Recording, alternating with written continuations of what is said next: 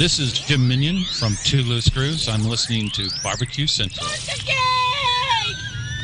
go! We'll do it live. Okay. Well, do it live! I'll write it and we'll do it live! So to get that perfect barbecue, you use wood. Are you sure it's safe? Whatever. We put the lighter fluid on, strike the match, and... Oh! Should we call the fire department? That might be a good idea.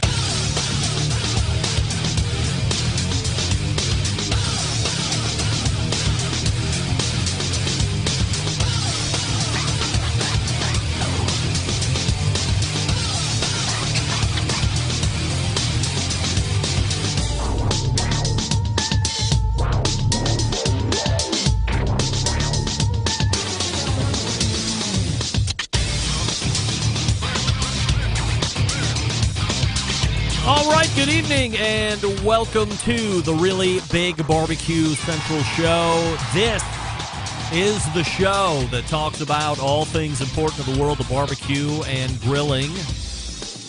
The show originating from the Rock and Roll Hall of Fame city of Cleveland, Ohio, the barbecue capital of the North Coast, and Bomb City, USA. I'm your program host, Greg Rempe. Happy to have you aboard here on your Tuesday evening's live fire fun and frivolity show. If you want to jump in the show this evening, here's how you do that.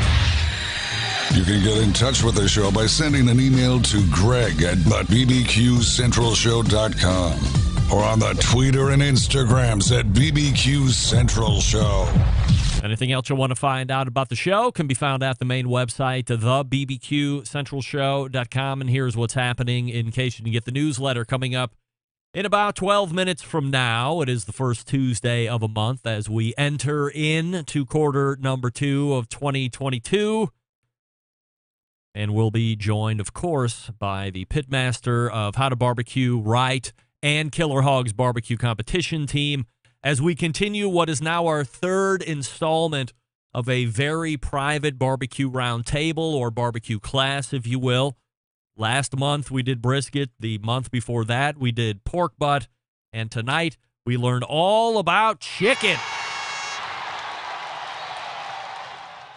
So, while we will probably be talking mostly about pieces, where this will diverge quite substantially on the whole is in the backyard, people aren't just cooking chicken thighs like most people do in barbecue competitions, unless you do Texas-based competitions where that's a half chicken.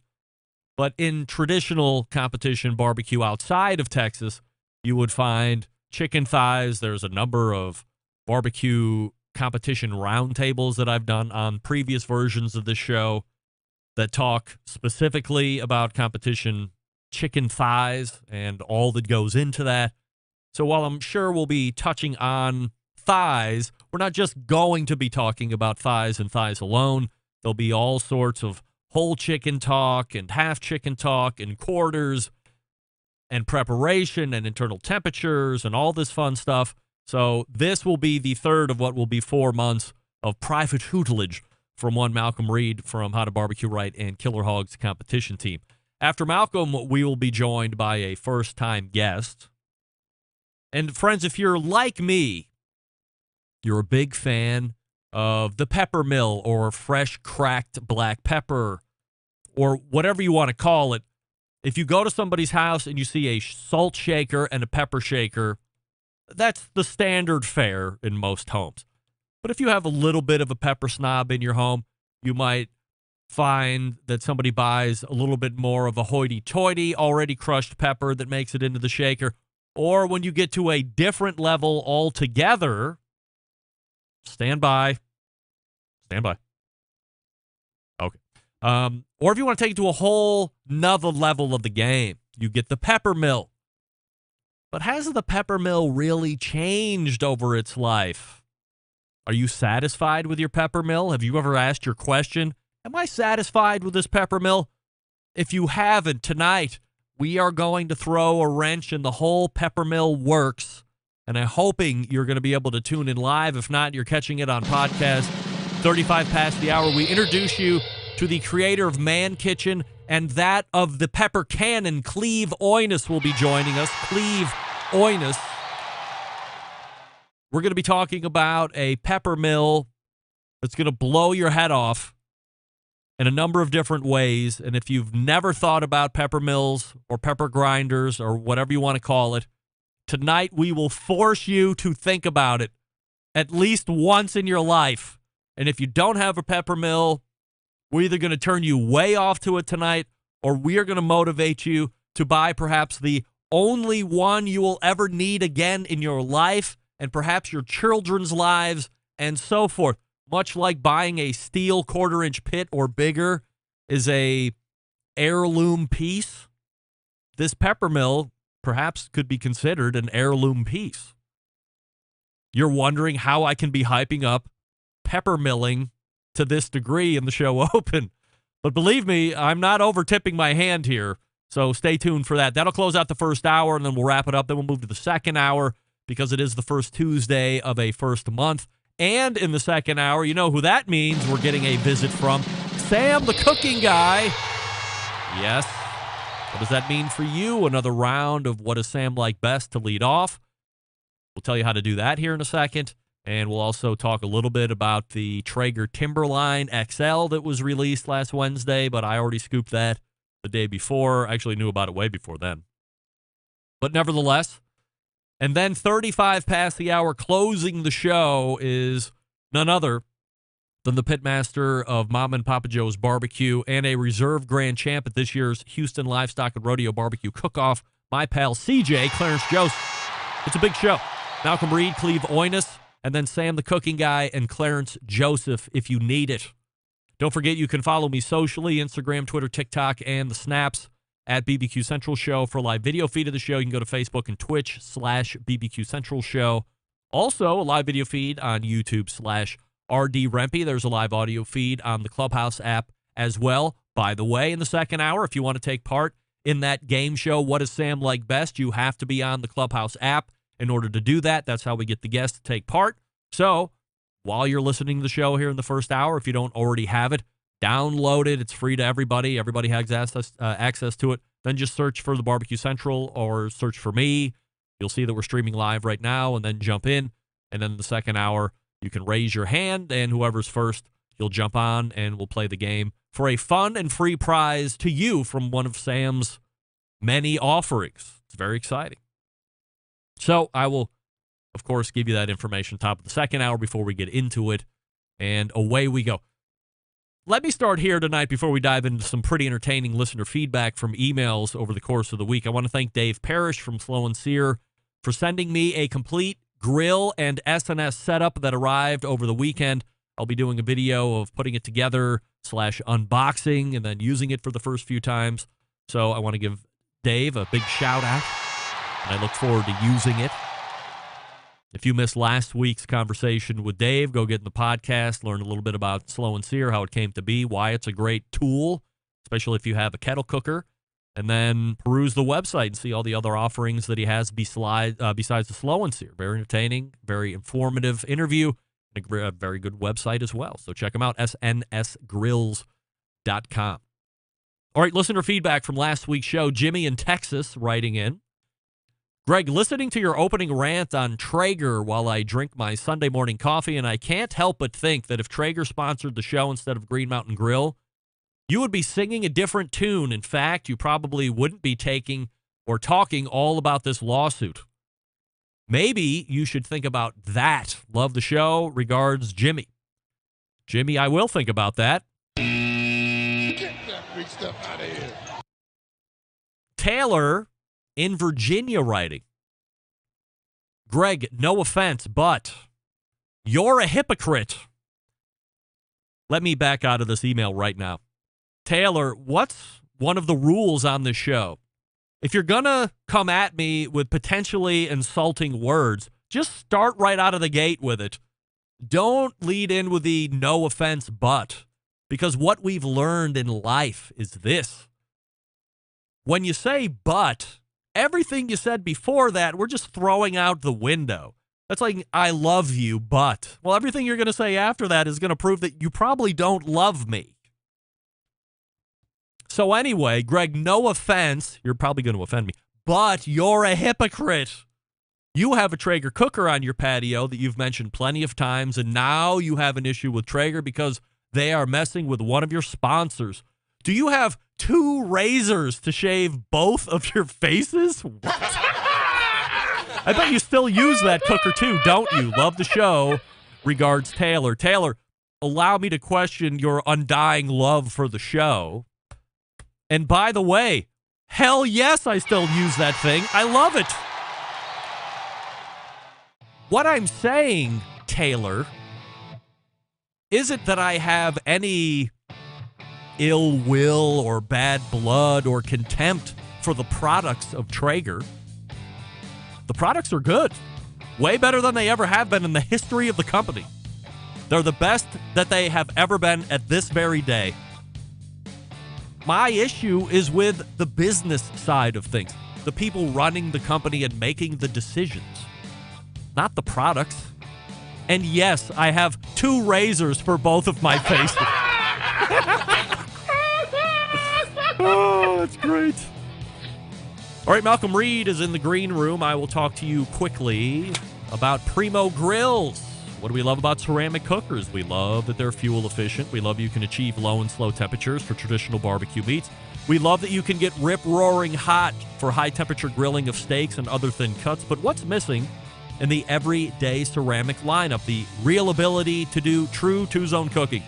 2-zone cooking, very important to both professionals and backyards alike. It's the best way to manage a fire and cook with confidence. However, getting a 2-zone fire and a round ceramic cooker, not very realistic. Why? Because it's round. Enter Primo Grill and their game-changing oval design. The shape gives you the ability to execute a 2-zone cookup, and it gives you the ability to achieve those ceramic grill benefits as well. Really, when you break it down, there's more than 60 different ways to cook on the Primo cooker, so you're only limited by your culinary imagination. We all know the lift hinge has been out for a while. The top and bottom dampers are a game changer. But what about other accessories? We all love accessories with grills. They have a Primo Grill rotisserie accessory now. They have the pizza grill accessory. Also, a number of other ones like the rib rack and the half drip pan, just to name a few. Only sold through dealers, so find one near you by visiting primogrill.com. Visit the dealer, see everything that they have, see all the different sizes of ovals, and then pick the best one for you. Here's the bottom line. Best ceramics in the biz, undoubtedly. Patented technology, of course. True 2-zone cooking capabilities in multiple sizes. Yes, and yes. And if you just have to have a round ceramic cooker, they have those as well. I'm telling you to really consider the oval because it's a game changer. True 2-zone cooking. Primogrill.com, the website. Follow them on Facebook and Instagram.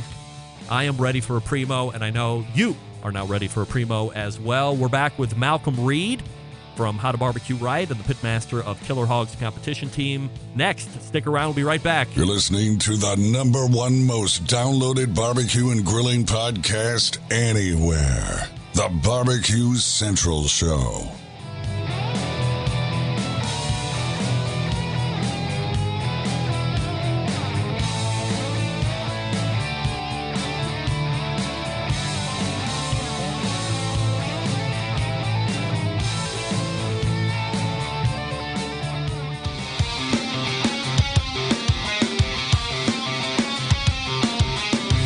Broadcasting live from the Barbecue Central Show studios in Cleveland, Ohio. You're listening to the Barbecue Central Show. Once again, here's your host, Greg Rempe. Welcome back. This portion of the show being brought to you by the Barbecue Guru, creators of automatic temperature control technology, sellers of ceramic cookers with built-in power draft fans and accessories to make your barbecue and grilling life easier. Visit bbqguru.com for more information or call them with questions, 800-288-GURU. The Barbecue Guru continuing to be a breakthrough in barbecue technology. Guy Chisholm writing in through Facebook, the 2 Razor Blast was really good. You have to admit that. Undoubtedly, Guy. Was one of my favorite blasts in recent memory going against me. Hey, it's the first Tuesday of a brand new month, entering in quarter number 2 of 2020, and we race to the hotline and welcome back friend of the show, Malcom Reed. Hey, Malcom. What's happening, Greg? Malcolm, do you have two razors when you shave both of your faces like I've been accused of? Oh, man. No, I've only got one. Well, There might good. be an old electric around somewhere, but I don't use it very much. Undoubtedly. We're talking with Malcom Reed from How to BBQ Right. You can find him, of course, at howtobbqright.com, or you can go to YouTube and search for him, and you will find his rapidly growing channel, 1.39 million YouTube subscribers as of a day or two ago. So continuing to build those numbers and reach a huge live fire audience that he's doing. So, Malcolm, the last couple months, we've been doing what will be 4 months of backyard barbecue tutelage or a personal barbecue roundtable of sorts. We talked about brisket last month. We talked about pork butt the month before that. And tonight we're going to talk all about chicken.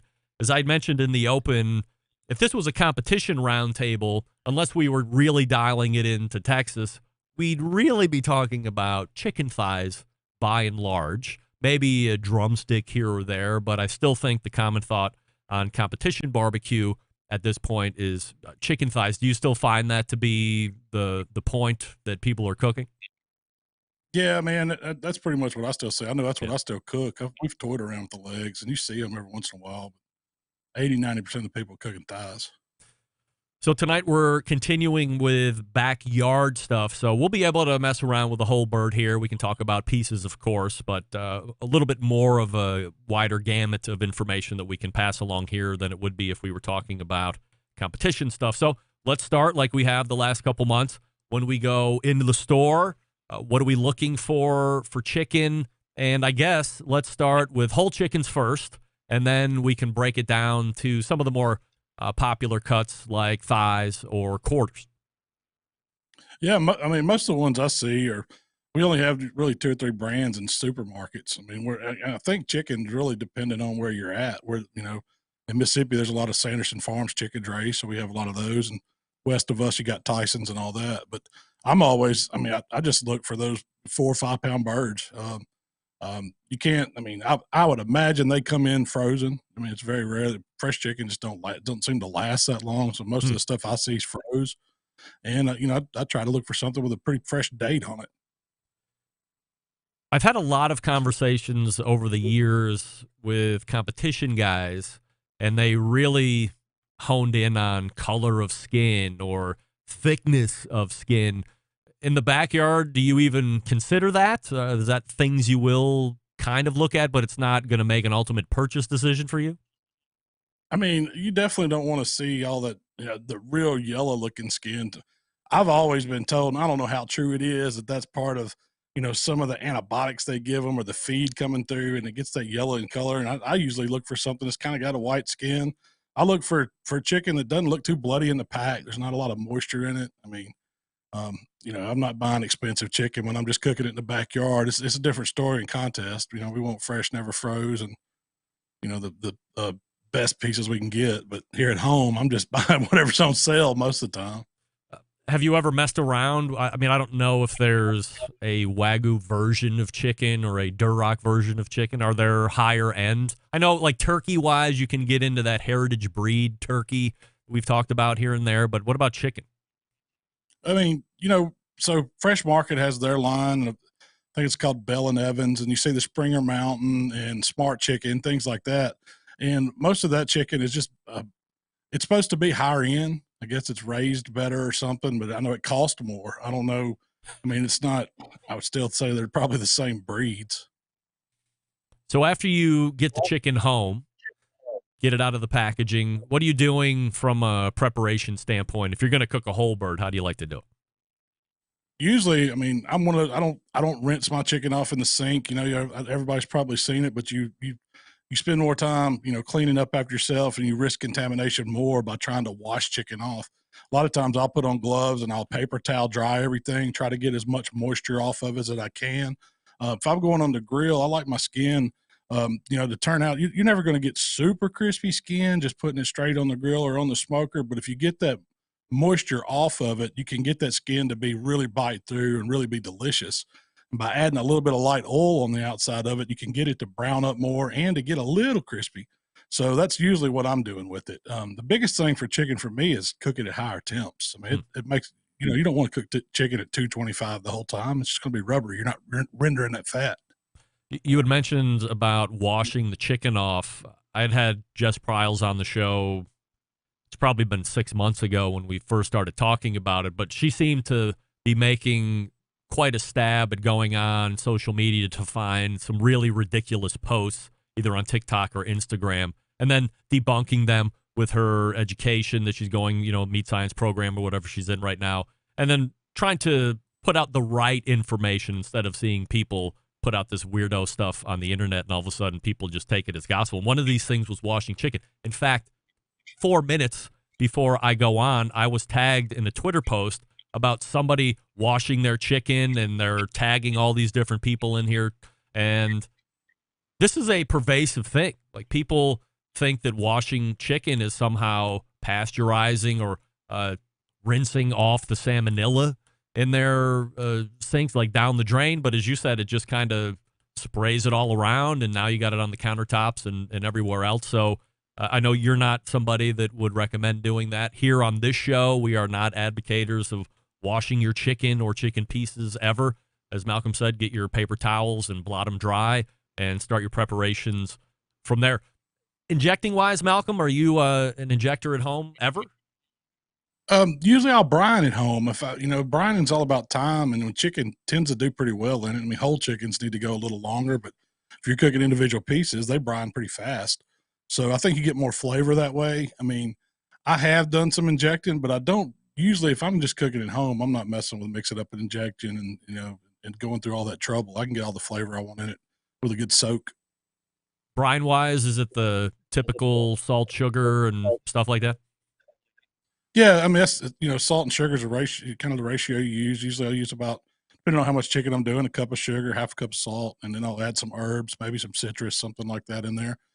You can even add some barbecue seasons in there. It gives it some good flavor. So it's pretty much just trying to, chicken's super neutral. So you can put flavor in the meat. It takes flavor really well, and a brine works.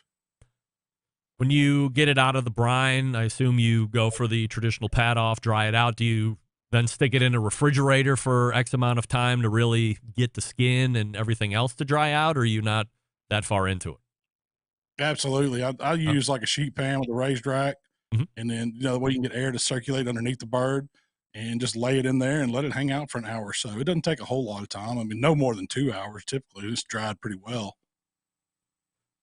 How far in advance of putting the chicken on the grill will you rub it?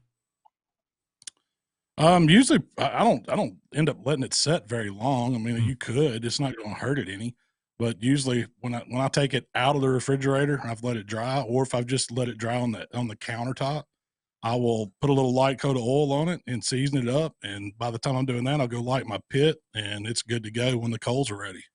Whole chicken wise, will you dump rub in the cavity, or you stuff it with any aromatics or anything like that?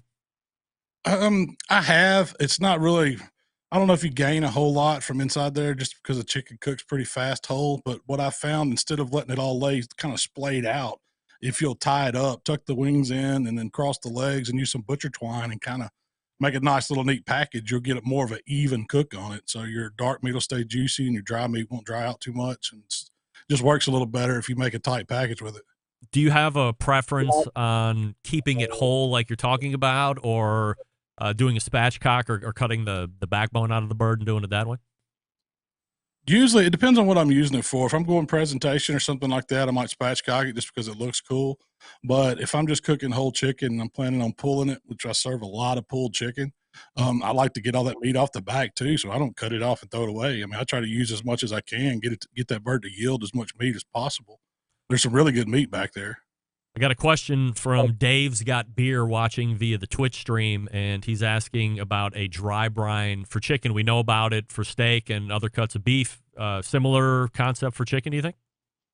Absolutely, it works. You do the same thing just for your drying out process. You go ahead and coat that bird with your barbecue seasonings, and the salt and the sugars and the rubs works the same way. You need to go a little longer than you would a wet brine to get it to work. So I've went overnight with them before. Anything else in the cooking process or in the prep process before we get into the cooking? No, that's really about it for prep. Chicken prep's pretty easy, especially on whole birds. You know, you just want to get that skin dry. That's the key to getting it to turn out good. So if we're talking about pieces, specifically, let's say legs or either quarters or thighs individually, anything that you're doing different when you're just dealing with pieces versus a whole bird? I mean, you just know the time's going to be faster than they're going to cook anytime you split it up. You know, barbecue leg quarters is a big thing in the South, and that's probably what I learned to cook the most on. You know, we always treated them, get a good, you know, get a sear on them, get that fat rendering underneath the skin, and get them over in the cooler zone on the fire or the smoker.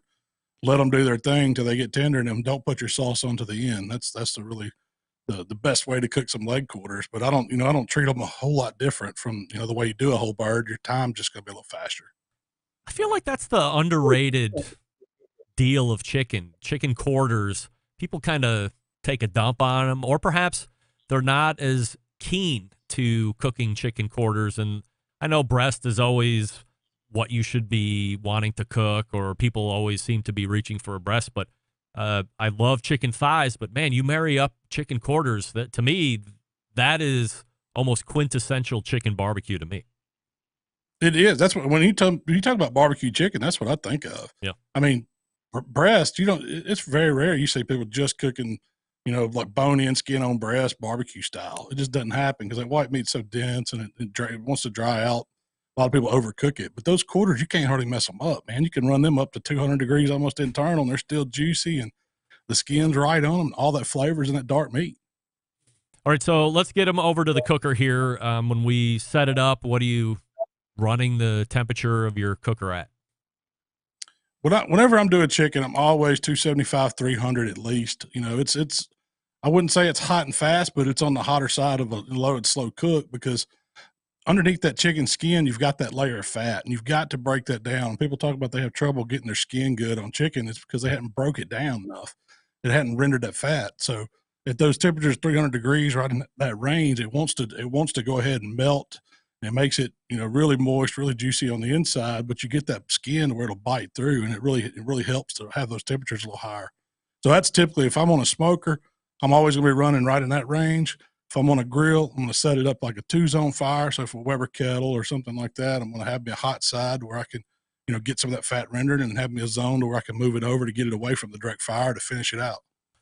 Will you run one of those remote probes or some kind of remote thermometer in order to see how it's cooking, or you just take a thermopen to it every once in a while just to check? Usually on the larger pieces, like if I'm cooking a whole chicken, I'm going to watch that internal temperature pretty much the whole time. I mean, I usually don't stick it in right away, but when I'm first checking, peeking in there and checking out, I'll go ahead and stick it in when it gets up over, you know, 100, 120 degrees, something like that. But chicken is something that I'm critical on internal temperatures on chicken. Never want to get anybody sick. And it's really, you know, if any meat you're going to have it happen to, it's going to be poultry. They just, you know, carry, I guess, the different bacteria that people tend to get sick off of. So I'm 165 in the breast at least, dark meat 175. But if I'm just cooking dark meat like those quarters or like thighs at a contest, or even good eating thighs at home, man, I'm probably running those up, you know, over north of 190. Malcom Reed joining us here on the show, talking all about chicken in the backyard. From a wood smoke additive, what do you like to use for smoke on the chicken? Pecan's probably my number one. I stay away from the harsh stuff, and I'm not really running a lot of hickory or, you know, something a little harder like oak or something like that. But fruit wood works. I don't use much cherry when I'm doing chicken, because if you notice, cherry brings out that smoke ring a lot. And when people see anything pink on chicken, they automatically assume it's underdone, you know, it's raw. And I've had, you know, even in contests, we've had judges gig us for, you know, seeing that pink, that smoke ring reaction in chicken, and you don't want that. You want, you know, so I don't think you risk it as much with pecan wood, but apple's a good choice. Peach isn't bad, but you know, chicken's neutral, so it can take on some flavors and some smoke. Are you a pan guy when you're cooking chicken, or you just put them on the rack? At home, I'm just going straight on the rack. I'm not cooking in butter and all that stuff like we do in contest. I like that flavor that the grill or the smoker gives it. And I want to get my skin, you know, good and bite through, grill crispy kind of. And I think you take away from that when you cook it in a pan, in the juice, or in a fat. It just takes away from it. And it gets good and tender, but you take away from some of that flavor that you get from just being straight over the coals or right on the rack. Spritzer or a mopper during chicken, or not so much? Not so much really. I mean, I've played around depending on what style of chicken I'm cooking. I might, make a little mop for it or something like that. And usually it's kind of vinegary, citrus based, but, some herbs and seasonings, things like that. But most of the time, man, I'm just running it. Just, if I do anything, I will spray it, with a little cooking spray or duck fat, because it helps that skin, brown up more. And I really like that. But, basting it with a little butter works the same way. When you're cooking the whole bird, are you just taking it up to normal FDA temperatures, 165 in the breast, 180 in the dark meat, or at least getting it to a point where you think the carryover is going to get it into the safe zone, so you mess around with it differently? Usually I've got that probe thermometer in there, and I'm looking for, north of 160, because I know I'm going to get some carryover on the whole bird. But I want that breast to be 165. And when I pull that probe out, I want that juice to be clear. You don't want to, it doesn't need to have any color to it at all. The thighs and legs should be there. They're usually, on a bird that size, they're already there too. So I go by thickest part of the breast. When it hits, that whole bird's usually done. Then usually I just let it rest for 15, 20 minutes or so before I carve it up. Malcolm, Don Tony's Garage, watching via Facebook, wants you to comment on beer can chicken. Do you like to make beer can chicken? Meathead, of course, is known for saying that you're really not doing any type of service to the bird, and it's actually more of a danger to anything else because you're sticking some kind of an insulator up there because the water never gets to boiling anyway. Your thoughts on beer can chicken? I like the vertical rack, and my rack has a place for a can, and usually I stick some beer in it. I don't think you get a whole lot of flavor from it. I don't know if the moisture adds anything to it, but I think a chicken does cook good vertical, and it presents way better sitting there, because if it's laying on its back, it's building up moisture inside that cavity. And the backside of the chicken doesn't look good, but when it's on the rack, you can spin it around. You can baste all of it if you want to. You can make it golden brown or get your rub coverage all over the outside. So I think there's a place for it. I do use them all the time. When you are done cooking the chicken, we talk about hold times, probably with every other meat. Any hold time here, or is it just whatever you're collecting to put on the dinner table to eat with sides, and then away you go?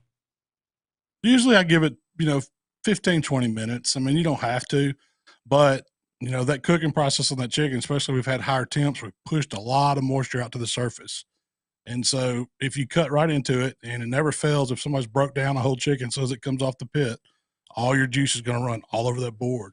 But if you'll let it sit there and just calm down a little bit, one, it's going to carry over, so you're getting it done, but those juices will kind of calm down, and they'll redistribute back out through the meat, and you won't lose as much moisture carving it up if you'll just let it hang out. So I'm a firm believer in holding stuff.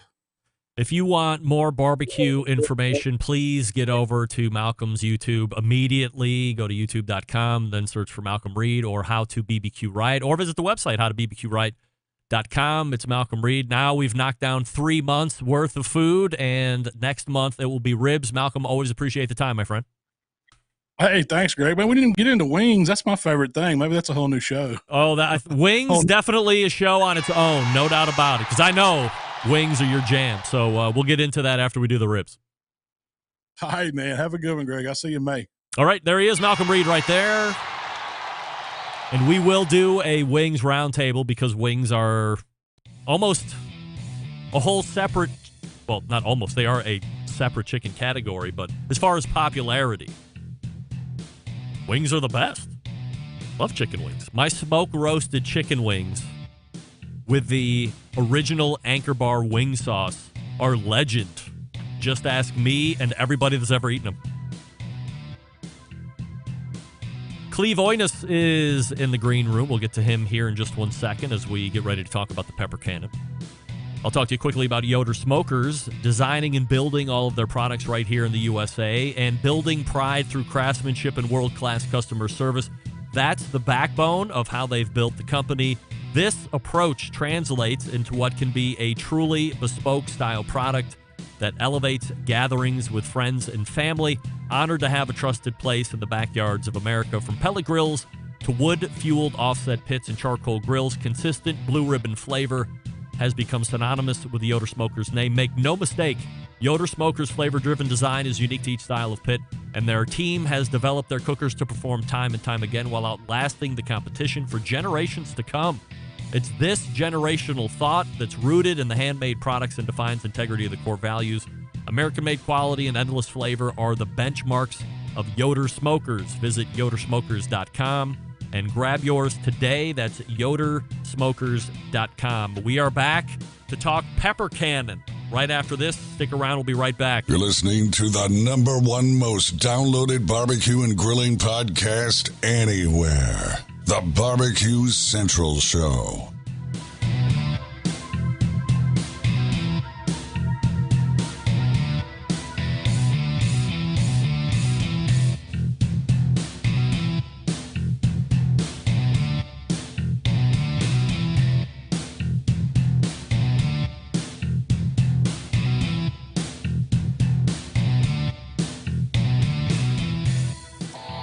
Howard Stern, Jim Rome, Dan Patrick, and Greg Rempe. The Mountain Rushmore of talk show entertainment.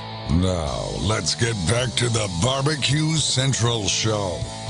And this portion being brought to you by cookinpellets.com, your #1 source for quality wood pellets. For all the pellet-driven cookers out there, visit cookinpellets.com for more information or to purchase, or to see what other great products they have to add a little layer of smokiness to whatever it is you're cooking. That's cookinpellets.com.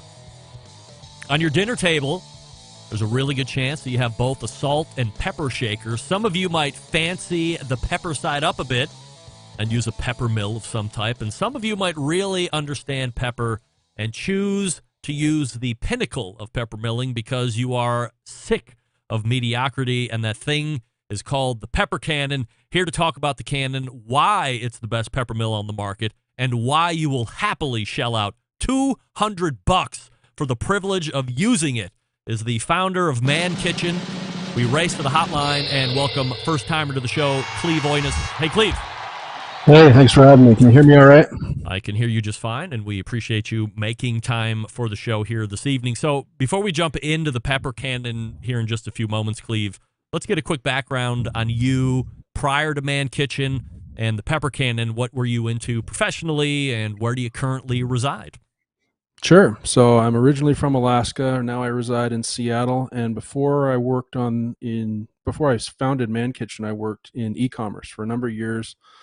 Got fired and panicked and sent out my resume and went to a bunch of interviews. And my wife said, "Cleve, you've been wanting to do your own e-commerce thing for a long time.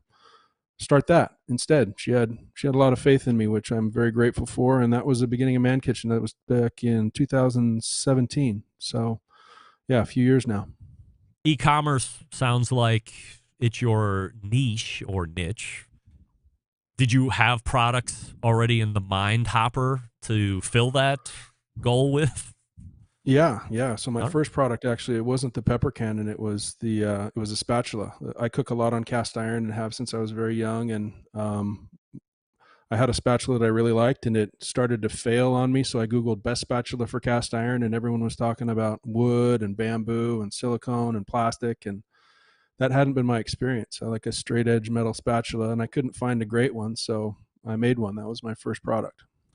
This is a live fire based show for the most part. We'll dabble into some other items every now and again. Are you a guy that's into barbecue and grilling to any degree?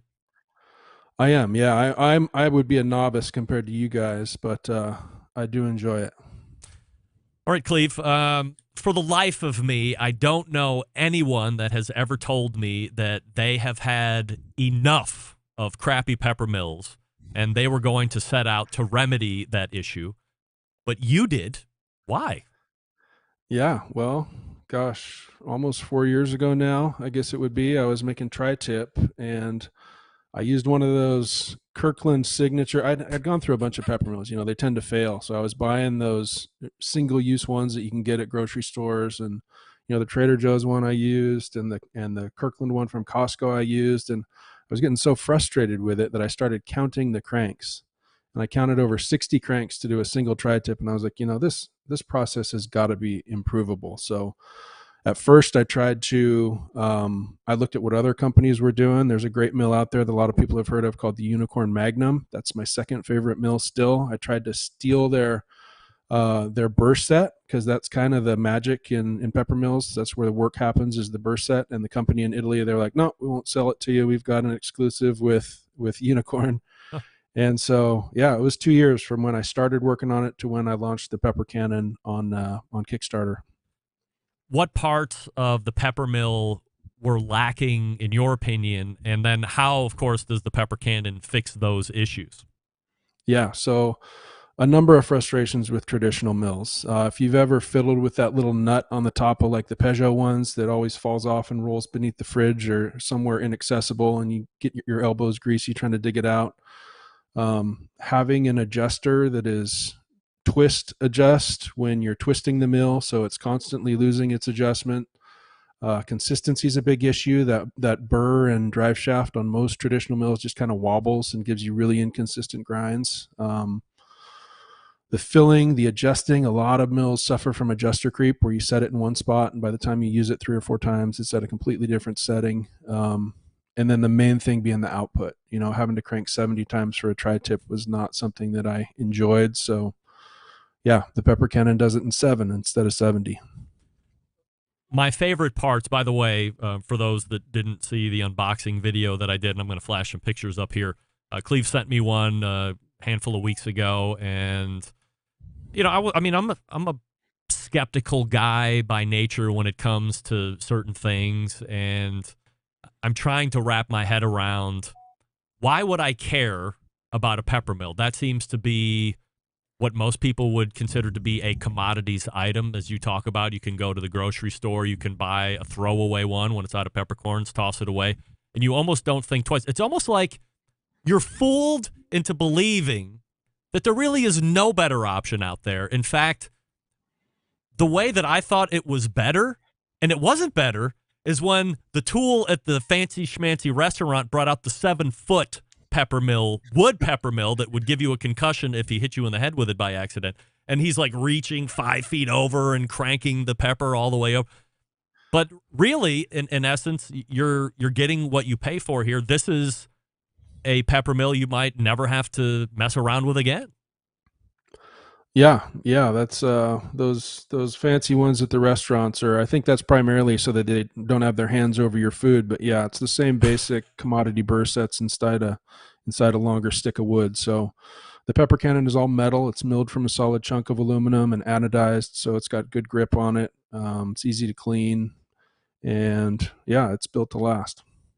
It's also got this really unique, so I'm showing for the people that are listening in audio podcast, you'll have to go back to the video and scrub into this portion. We have a nice picture of it sitting here on my stove, and this is like complete unit, but on the very bottom, that bottom eighth or whatever, that's a removable cup that you can use as a measuring cup. I believe it's a third of a cup for pepper, and then if I forward over here, this is what it looks like, obviously with the bottom removed, but you can see right there you got a little thumb twist to go finer one direction and then more coarse in the opposite direction. And I think the key for me is being able to have the ability to get different grinds. What I quickly realized with the one that I had been using, that nut that I was loosening to fill it, I also thought that was the grind calibrator. And no, that was not a grind calibrator. So it just held the top down onto that screw a little bit more. So I learned something very quickly there. So having the grind or the ability to go fine or coarse is very nice. Having that cup on the bottom is very convenient as well. There's an interesting, the other thing that's the best, right? This thing has got the push button top. The top just slides right off in about 1/8 of a second. You can fill it back up, slam the top back on. In like 5 seconds, literally 5 seconds, you can have this thing refilled. I don't even think you can get the nut off of a normal one in 5 seconds. Yeah, with a satisfying metallic click, right? Yes, it's very tactile. It's satisfying audibly. So things that I certainly appreciate being a sound guy as well. There's an interesting tie back here to a previous guest I've had on the show, Cleve, which we'll get to here in a second. But tell us how you originally launched this concept in order to get it to market. Sure. Yeah. So this was actually my second crowdfunding project. I did a chef's knife a year before I did the pepper cannon. And I learned a lot on that one, namely what not to do in many circumstances. So my second one, I attended something put on by Launch Boom called the Crowdfunded Academy. And I didn't go through their pre-launch process. I was on a shoestring budget. So I shot everything myself in my house with a cheap camera and cheap lights and cheap microphone, and sent it off to a good friend of mine in Canada. And he's the one who kind of turned the video into something that worked. But it was a very, very shoestring budget. And until I pressed go on the Kickstarter, I had no idea whether there would be any market. Because like you said, nobody thinks a peppermill should cost more than $50. Why would it, right? Everyone that they've seen has been that or less. So it was a risk. And I had a great marketing partner in the Kickstarter called Jellup. They helped me with both of them. They did a fantastic job on the Kickstarter. And then when I transitioned to Indiegogo, I hired Launch Boom. That they are the ones that put on the Crowdfunded Academy, and they did a fantastic job managing ads. So it was the same content as the Kickstarter. We just moved it over to Indiegogo, and then they ran ads and did a fantastic job. How do you land on that $200 price point? Why that? Why not $150 or $328? Why $200 or $199? Yeah, nice round number. And you've got to build in, a lot of people fail in crowdfunding and in business following crowdfunding because they're trying to do that race to the bottom. They think if they can produce something for $100, they can sell it for 110 and win the market. And that it doesn't work that way. You've got to budget in for your marketing. Otherwise you can have the best product in the world and nobody will ever hear about it. So on the Kickstarter, it was $149. On the Indiegogo, it was $159, and then MSRP is $199.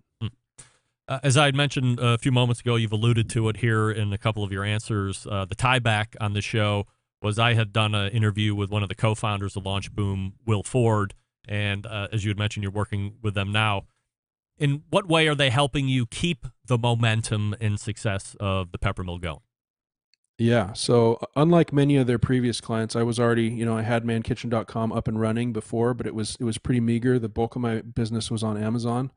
So after the crowdfunding, and we launched the Kickstarter November 4th of 2020. It ran for 30 days, and then we immediately moved it to Indiegogo.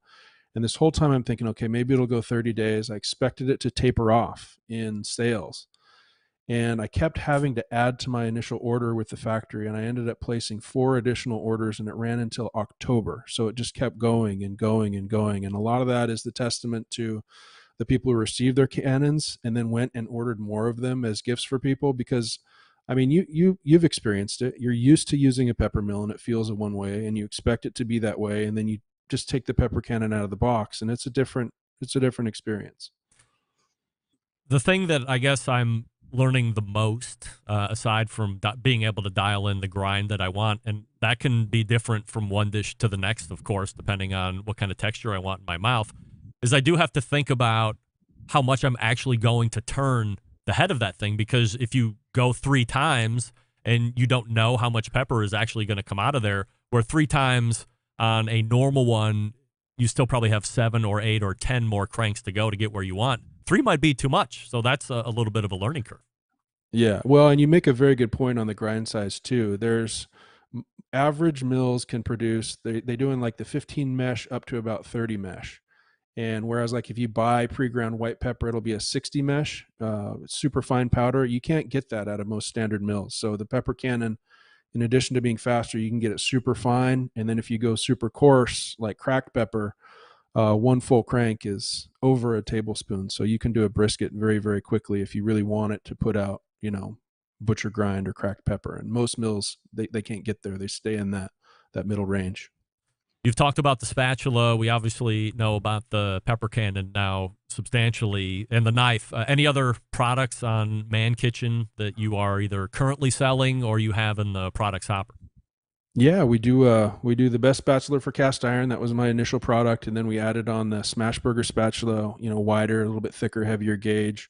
a grill spatula to go along with it, an apron that's actually thick enough that you can use it to hold a skillet handle that's hot from the stove and adjust it. An oven mitt for people with big mitts. You know, essentially the products that Man Kitchen have are a little off the wall because they're things that I've been annoyed with as I cook, and I go, oh, we can make this a little bit better. So it's kind of an eclectic collection, but yeah, there's quite a few things on there. And then just in the last few months, I began importing pepper from Kampot, Cambodia, because I figured if you're going to have a very, very good pepper mill, you should have very, very good pepper to go along with it. Most people are you know, they're grinding a pepper mill that may have had peppercorns put in it 2 years ago and not realizing that stuff does have it goes stale. Makes a big difference. Manufacturing wise, when you're putting in these orders and then adding on additional orders, was there ever a point where the manufacturer would come back to you because of pandemic times and said, hey, Cleve, we're short on these grinders or short on these tops? Were there any parts issues that you had to contend with? Constant parts issues, constant transport issues, constant border issues. I don't know if you remember when there was that big container ship stuck sideways in the canal. Yep. My boat wasn't that one, but it was about 50 boats behind in that line. So that was a container ship going to Europe to fulfill the European and North African, Middle East orders from the Kickstarter. So yeah, it was constant. And from the beginning to the end of the campaigns, material costs went up, transport costs basically tripled moving a container. So yeah, it was I'm very thankful for the patience of the people. You know, they're some of the best customers you can get are on crowdfunding because they've been kind of trained by bad campaigns that sometimes they'll put their blood, sweat, and tears and money out there and then never get their thing, right? Or wait 2 or 3 or 4 years. So they're very patient, very forgiving, and I needed every bit of that for the campaign. Were you in a position of having to go back and adjust pricing, or some orders you made better margin on than others because, you know, it was this way a number of months ago, and then all of a sudden 2-3 months later, the price just went up 25 or 30%. You had nothing to do about it.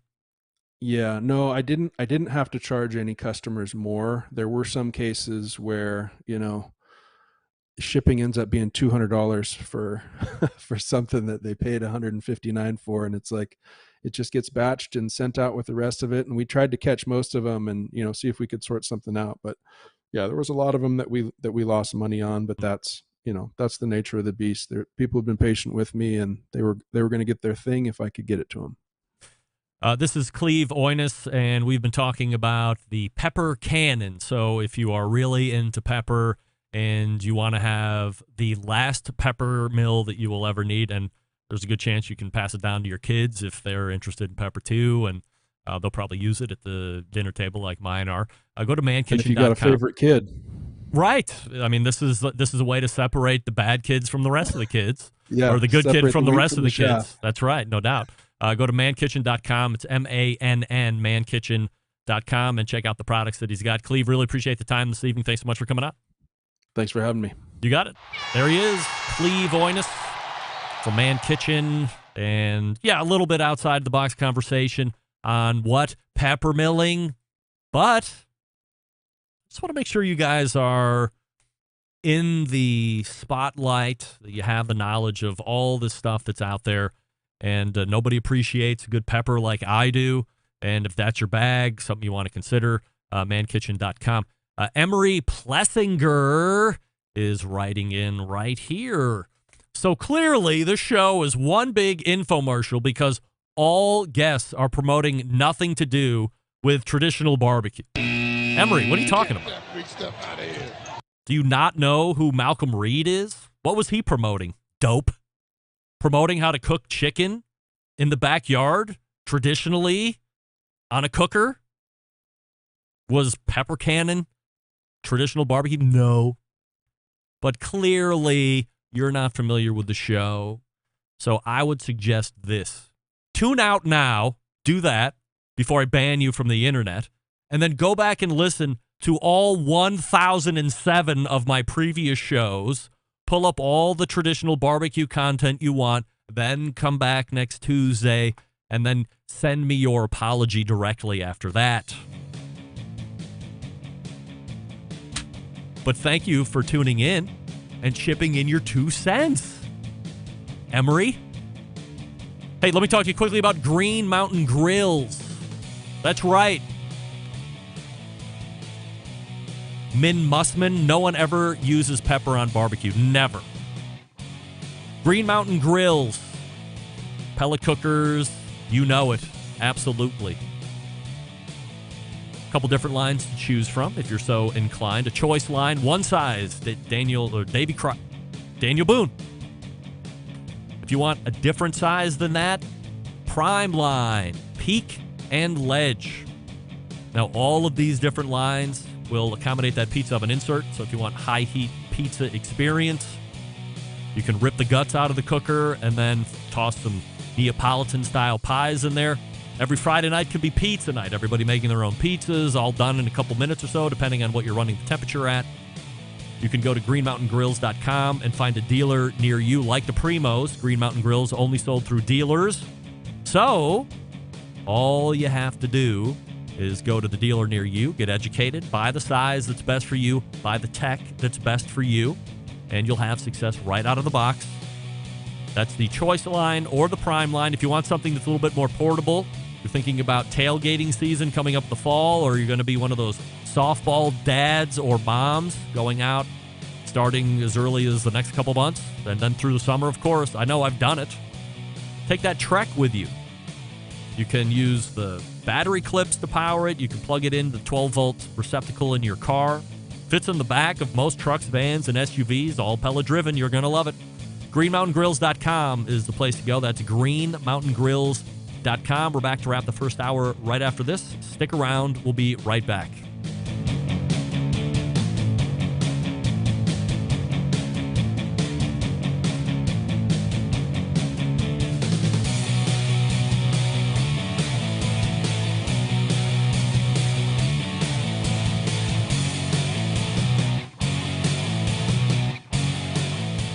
Continuing to produce incredibly mediocre content in an exceptionally professional way.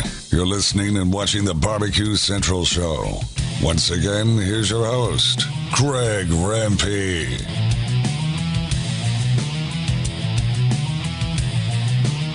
All right, welcome back. This portion of the show being brought to you by Fireboard. Monitor up to 6 different temperatures simultaneously. Connect to Wi-Fi for cloud-based monitoring or connect via Bluetooth. If you have Alexa or the Google Assistant, you're in luck. Fireboard fully integrated with both. Find out more by visiting fireboard.com or call 816-945-2232. That's Fireboard 2, Fireboard 2 Drive, Fireboard 2 Pro, and the Fireboard Spark. Don't forget the Spark. Spark's awesome.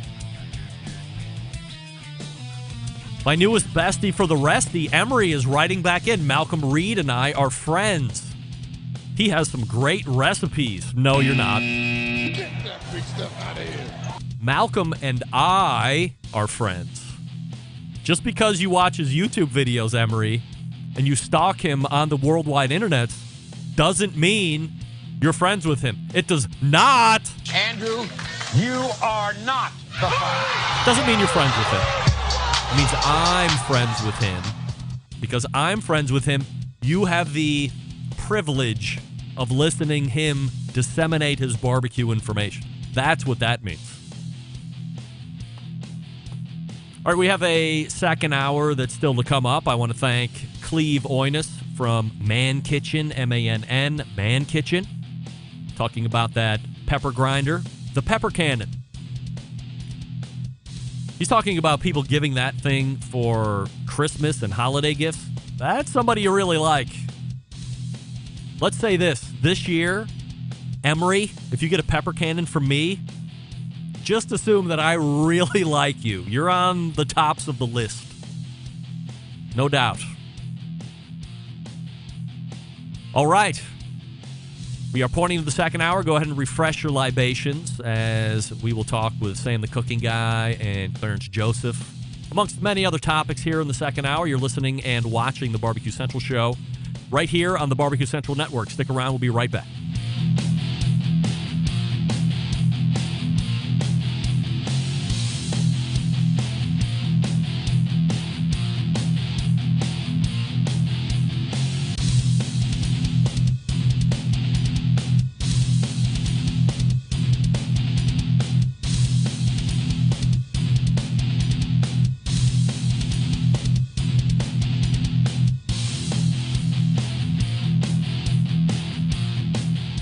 this is John Dawson of Patio Daddy-O Barbecue in Boise, Idaho, and I've got it locked on the 50,000 gigawatt blowtorch of the internet that is Barbecue Central. Happy to have you aboard here for the really big barbecue show. Boing. We cook because we have to, and we grill because we want to. Hit me! Fine, how you doing? You have a great show. I'm a big fan. Boing. So what seems to be the problem here? This man looks like he's dead, and he's in the crackle. Charbono! It's all about the Charbono, dude! Succulent fish! What?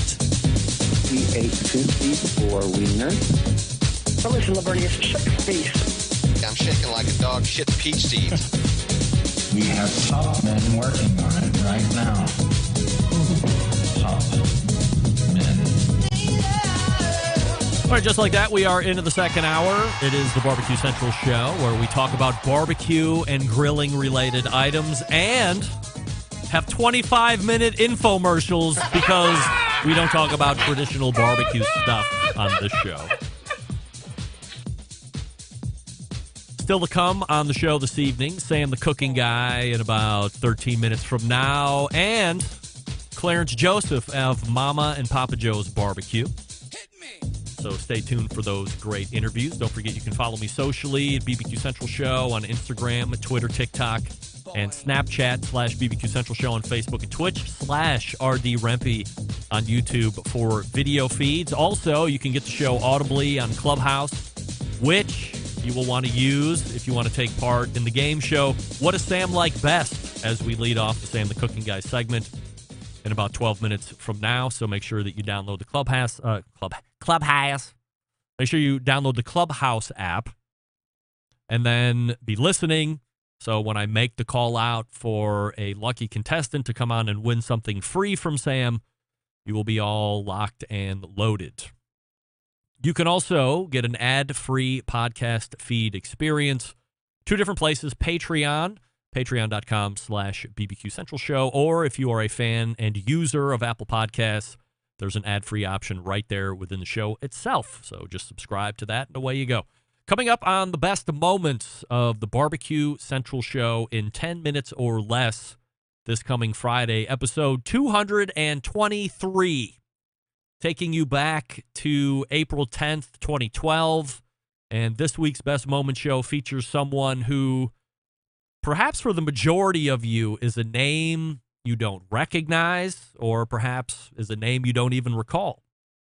But to those that knew him, and I'm not saying this for effect, but for those that knew him, he is legend. He was the pitmaster of a team called Left Coast Q. He was and is Matt Dalton. Now, this specific portion has me interviewing Matt after the team snagged their first grand championship out of an event in Wildemar, California. We break down his background, how he got into the whole competition barbecue scene back then. This was 10 years ago.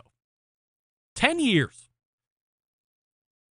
To know the story of Matt Dalton is to know a man of passion, of extreme loyalty, someone who, perhaps to a fault, especially if you talk to a lot of friends who were in his tight inner circle, would tell you to a fault that he is a truth teller and right to your face truth teller.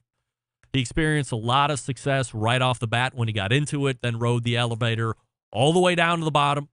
Then, in a redemption story of sorts, found his way back onto the winning side of the competition scene again.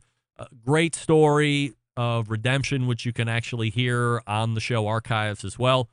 Unfortunately, and quite suddenly, Matt passed away October 18th of 2016, and he was 42 years old. I'm not a guy who really reflects on gone too soon, but in this instance, it holds true. Matt Dalton gone too soon, 42 years old. So be sure to check this one out. Search the archives for some of the other segments and interviews that I did with Matt during the life of this show and during his life.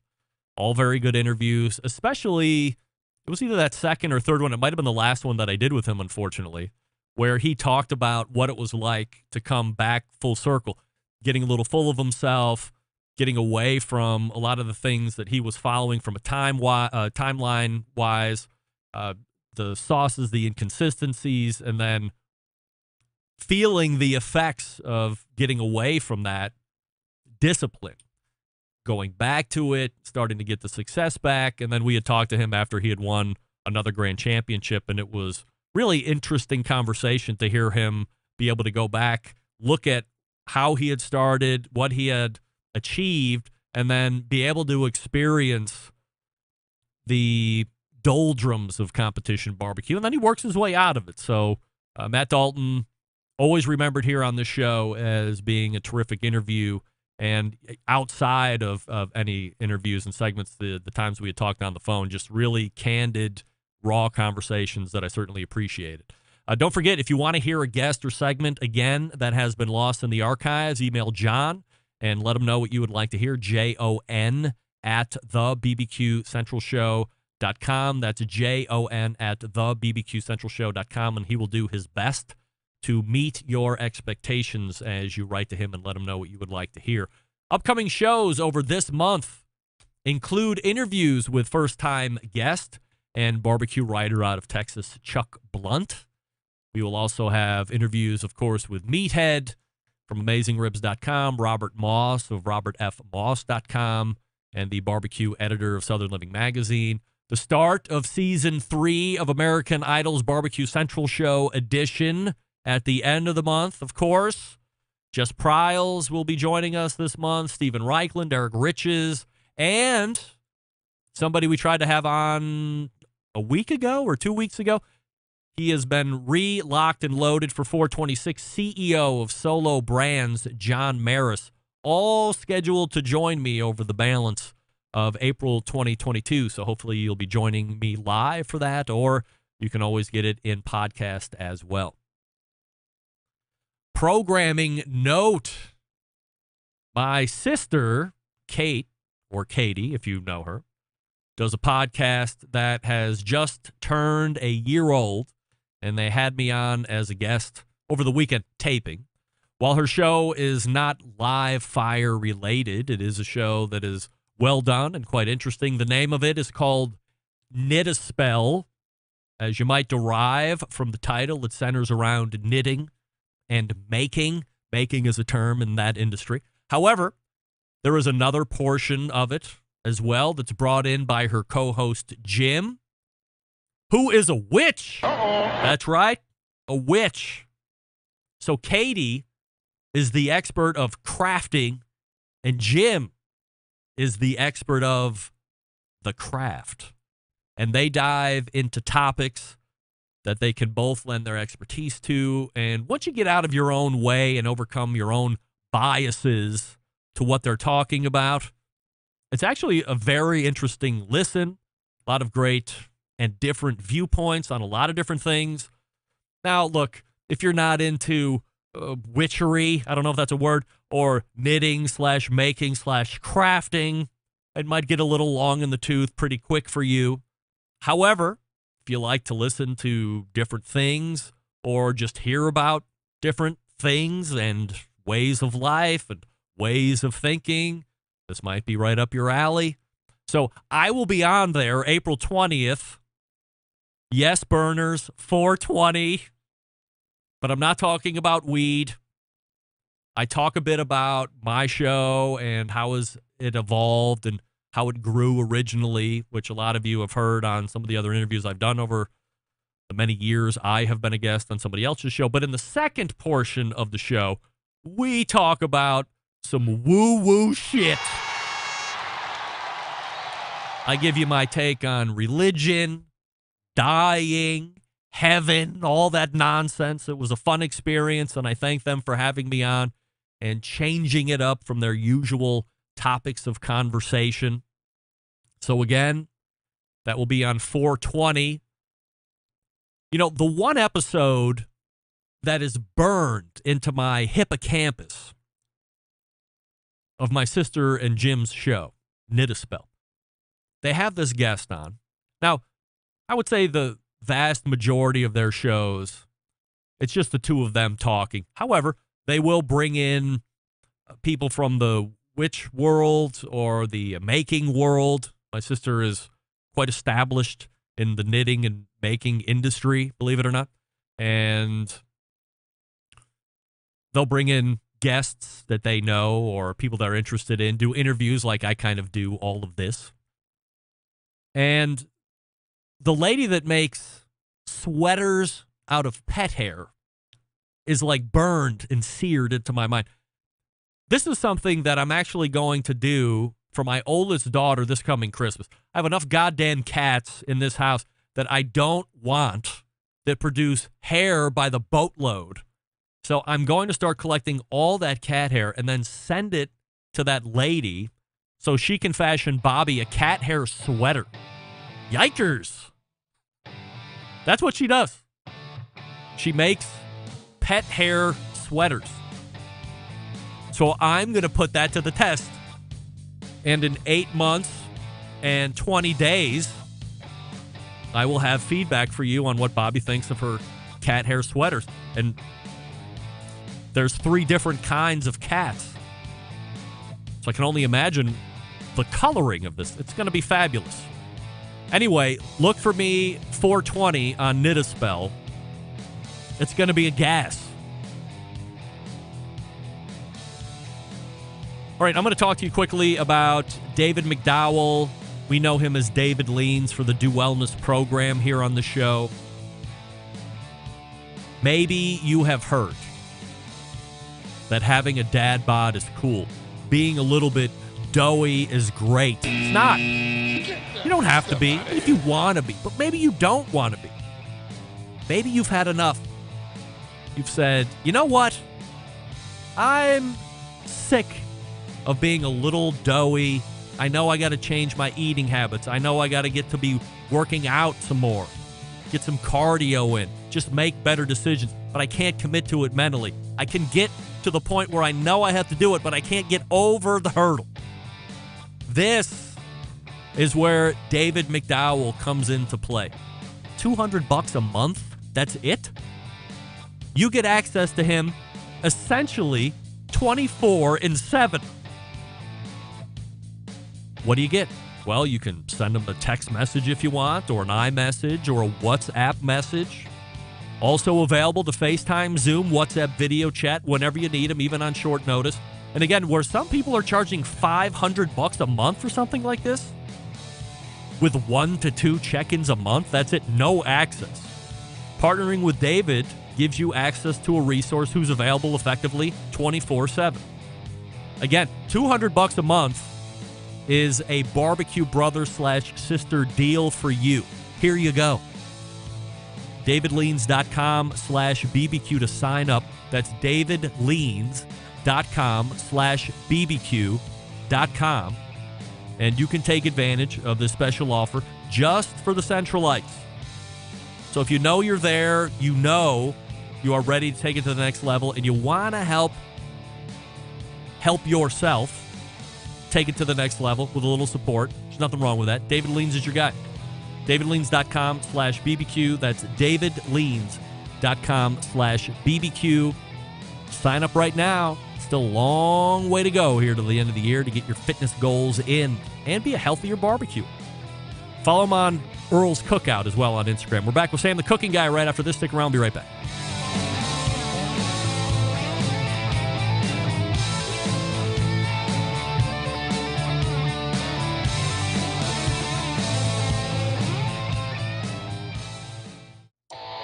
Howard Stern, Jim Rome, Dan Patrick, and Greg Rempe. The Mountain Rushmore of talk show entertainment.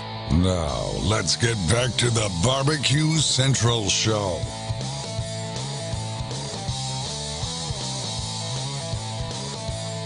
All right, welcome back. This portion of the show is being brought to you by Pit Barrel Cooker, one of the most unbelievable outdoor cooking vessels in the world, available in 3 sizes, and a host of accessories to complete your pit barrel cooking experience. Visit pitbarrelcooker.com. That's pitbarrelcooker.com, and tell them the Barbecue Central Show sent you. You will be ever so happy that you did. All right, my next guest is a YouTube cooking sensation with over 3.26 million YouTube subscribers that eagerly watches videos 3 days per week. He has won many Emmys. He once told Hoda Kotb and Kathy Lee Gifford to, quote, pay attention 1 minute, and he's a Barbecue Central Show guest Hall of Famer. We race to the hotline and welcome back friend of show, Sam the Cooking Guy. Hey, Sam. When did I become a Hall of Famer? When did you become a Barbecue Central Show guest Hall of Famer? Yeah. What makes you a Hall of Famer? I didn't know I was that. Really? I'm excited. Wow. Yeah. I don't think you've said that before. That seems, I mean, I think I introduce you the same way every time. Maybe you just listened this time. Is that possible? Oh, interesting. Let's see. 100%. Okay, well, I'm going to tell you. Inaugural class of 2018. Sam the Cooking Guy, who was then listed as a semi-recurring guest because you weren't monthly at that point. And the inaugural class had best recurring guest, best semi-recurring guest, and then best one-off guest. We did that for 1 year, and then we threw that off, and we've been inducting 5 people in ever since. So you were in the inaugural class. I did not know that. Yes, you were Barbecue Central Show guest Hall of Famer. If I thought I would have dressed up if I'd known that this was going to happen. No, there's no need to dress up. You are looking as dapper and as comfortable as ever. Resplendent. Comfortable. Did you say comfortable? Comfortable, yes. I am comfortable. Yes. I feel very good right now. All right. So, of course, we are going to be doing the game show here in just a second. But first off, let me say, what an incredibly selfless thing you, Max, and Part-Time Chance and your viewers did a few weeks ago as you raised $21,000 for the conflict in Ukraine. You donate it to an organization called World Central Kitchen, founded by Jose Andres. In essence, it appears to be operating much like Operation Barbecue Relief here does domestically, except they do it globally. And I know you're not doing it for publicity or any kind of look at me type thing, but I feel that this is something that you should be recognized for, using your platform for that kind of good. So we say, well done to Sam. Well, thank you. Yeah. Look, I think it's incumbent upon those people that have a voice, an audience, to do the right thing. I won't give any names, but there's a personality in town that I know that in San Diego that does not outwardly show support of certain causes. All right. I'm not picking causes. I'm just saying that I think this person could use that person's name and voice a lot more than they do. And they don't. And I don't like that. It kind of bugs me that they don't. Of course, we know this person's name is Sean Walchuk. That's an inside joke. Sean Walchuk.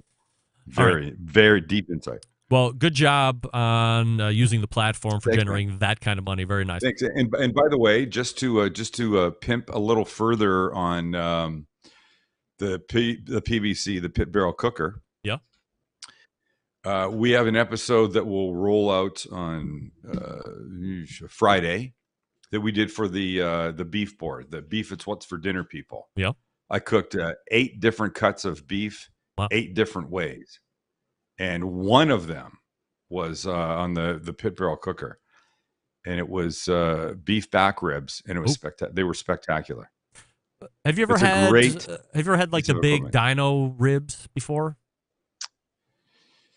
I have. These were, I mean, yeah. So these look like baby back ribs, but they're the beef back ribs. They look like more like size, traditional right? ribs. Yeah, like regular ribs.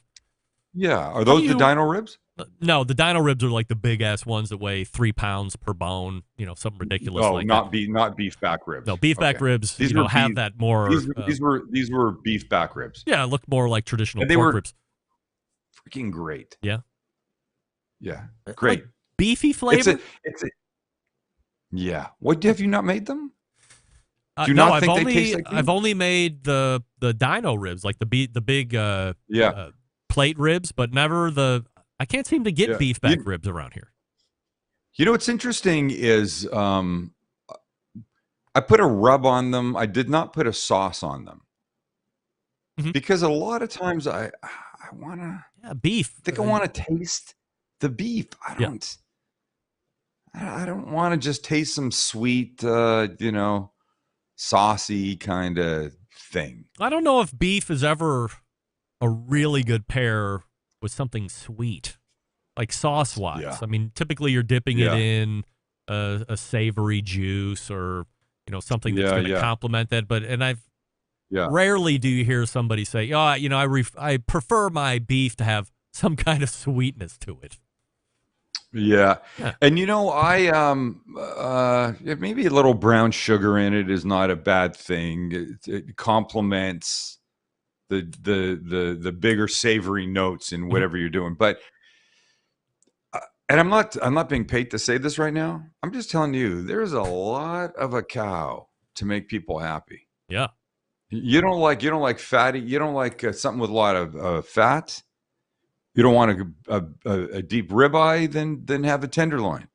You don't want a tenderloin, you can have a skirt steak. You don't want a skirt steak, you can have. There's so much diversity there. It's insane. Did you learn something new by doing this for the beef board? I learned that doing 8 cuts at the same time on 8 different pieces of equipment was stupid. It was too much. Yeah, but it was fun. It's aggressive. They liked it. Of course they liked it. Look, I was highlighting all the stuff you can do, and I appreciate my association with them, and they're nice people, and they're great to work with. And I'll tell you this, here's a little inside thing. When you watch the video on Friday, there's a moment I'm talking about the shank of a cow. I don't know if I should even say this. The shank of a cow, right? The back legs are the shank. The front legs, they sometimes refer to as the foreshank. Okay. Oh boy. I say foreshank, and Max out loud behind the camera says something about foreskin. No way. So my contact is with the beef board. The beef board has to pass all this stuff through the USDA. So I get an email back from the beef board contact saying, "Hey, could you make these edits?" No problem. And one of them was remove foreskin. And I said, I'll admit right now, I have never been in a professional email talking about foreskin before. And we were emailing today, and I said, it just occurred to me that not just you and me were doing this, but someone at the USDA, someone at the government of the United States of America was putting in an email, please have them remove the term foreskin from 12 minutes and 90 seconds to 12 minutes and 92 seconds or whatever it was. Yeah, it was fun. Well, I guess if they want you to take it out, right? I mean, if they want you to take it out, they're going to have to reference it specifically. Otherwise, it could be too vague. Hey, between this time and this time, re-listen and think about what's going on there. You gotta break it down. All right, so let's see if John McGuire is listening here on Clubhouse. Let's see if he wants to come up and take part in the game show. It's not the most important realtor from freaking Hawaii today. No, Lance Owens. He's on way too much. Lance Owens is he here? Is not in Clubhouse. No, he is probably in the midst of selling some multi-million-dollar house in Hawaii. I think 1,300 square feet started $1 million in Hawaii. It's more expensive than California. Let me think about this. It's 7:23 here. It's 10:23 where you are. So I think Hawaii is 3 hours back from us, or two or three. Yeah. So it's like 4:30 in the afternoon. Yeah, so he could absolutely be selling something in Pu'uha'analea, something like that. Right. Well, he's in Kona, so aside from selling multi-million-dollar mansions, he's probably selling high-end coffee. Yes. Okay, there you go. Okay, good. Yeah. All right, so let's see if I did this right. I can never tell on... No, didn't want to do that. Let's see. John McGuire. John, are you there? John is not there. Oh, boy. First time doing this, Greg? No, but you're a real interface, proponent of this Clubhouse. You think this Clubhouse thing is actually working for you? I mean, it has most of the time, especially like in this instance where you just want to pull somebody up. It's worked with the embedded correspondence with the surety picks. But the surety picks. But maybe John has left the building. And can I be part of? I know I'm not on the same night as them, but I'd like to be involved in the surety pick sometimes. Really? One time, yes. All right. Well, I mean, can you throw me out? All you have to do is just shoot me a. Tell you I'm available. Well, yeah, just one of the. Do I have to go into freaking Clubhouse and try and find my way through whatever all that nonsense? No, you just show up like this. And we'll put you up on the screen. I have an extra connection. I like to be there. I like to be there. If you want to do an assurity pick on a fourth Tuesday of a month, then I would like certainly that. do that. I would like just that. Tell me what you would like to do. All right. Well, we're going to wait for somebody to jump in here and play the game. Okay, so don't worry about it. We have plenty to talk about otherwise, right? So yes, we do. Wednesday this past week, of course, Traeger holds a huge event. Traeger Day. The Traeger Summit. And they launch the Timberline XL. Well, also launching last Wednesday on Sam's YouTube channel is a 17-minute video that features prominently the Timberline XL cooker. So I assume there's some deal struck between you and Traeger or their PR firm or whatever it is where they've asked if you're interested. Traeger reaches out. Traeger reaches out. They got to. I don't actually know who they got to, but my manager calls me and he goes, "Hey, Traeger would like to do something, blah, blah, blah. It's kind of super secret. I had to sign an NDA. Are you interested?" And I go, I'm a huge Traeger fan. So, yeah, let's chat and see what it is. And they said, "Hey, we've got this thing coming out. Would you like to do they actually said, would you like to do an unboxing?" And, we got on a call together and I said, yes, but I'll be honest, I do find unboxings a little bit boring. I'm maybe not as geeky as the next guy. They're very popular otherwise on YouTube. I mean, those are like some of the really most viewed videos or unboxing of gumballs for me, or whatever. When a guy goes like this, "Oh, look at this paperwork that I've got here. Oh, and here it says on page 7 this, and then here's the manual, and then here's the bag of nuts and screws and bolts and crap." I mean, I get a little lost on that. I didn't think anybody needed to see me build it. I knew that was going to happen. I knew if they came to me and they go, "Hey, do you want to do something? Do you want to do an unboxing?" I know they were going to other people and somebody was going to take the shit out of the box and turn it on its side and put the casters on and then flip it. The whole thing. The whole thing, the whole 9 years. So I said, "Yeah, but are you okay if I cook on it?" And they were like, "Honestly, you can pretty much do what you want." So I was like, "Let's go for it." So we came to an agreement. We got the Traeger XL came one day. It was delivered to the house, and of course on a pallet. I mean, it's like a small. I joked in the video. It was like Kelly had a Mini for a couple of years, and I go, I think the Traeger XL, the Timberline XL, is bigger than the Mini that she had. It's a hefty thing. And look, you and I talked about it. There's storage doors that contain, whatever you want to contain. And you were like, "I don't really care about that." You don't care? How do you not care about storage, Greg? Well, I mean, I have a storage table that's by most of my cookers. I have a huge shed out back that I have for storage. So, again, do I care about it? Would it steer if it didn't have it? Would it not? Would it not allow me to buy it? No.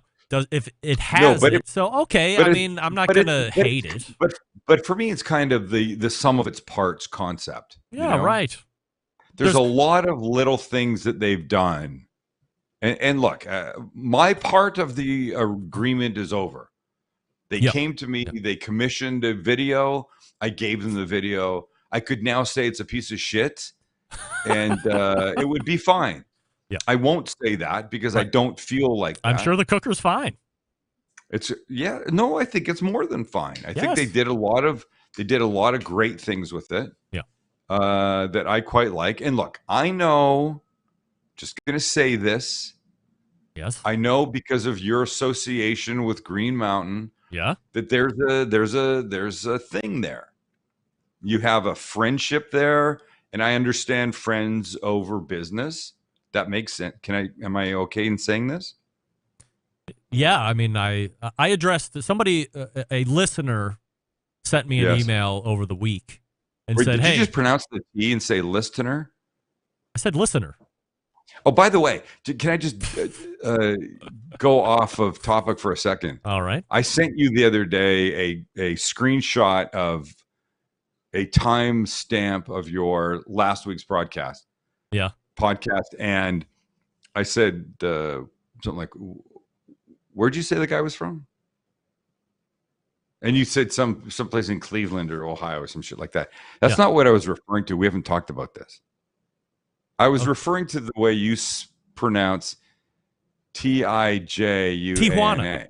Tijuana. Thank you. Tijuana. It's not what you said.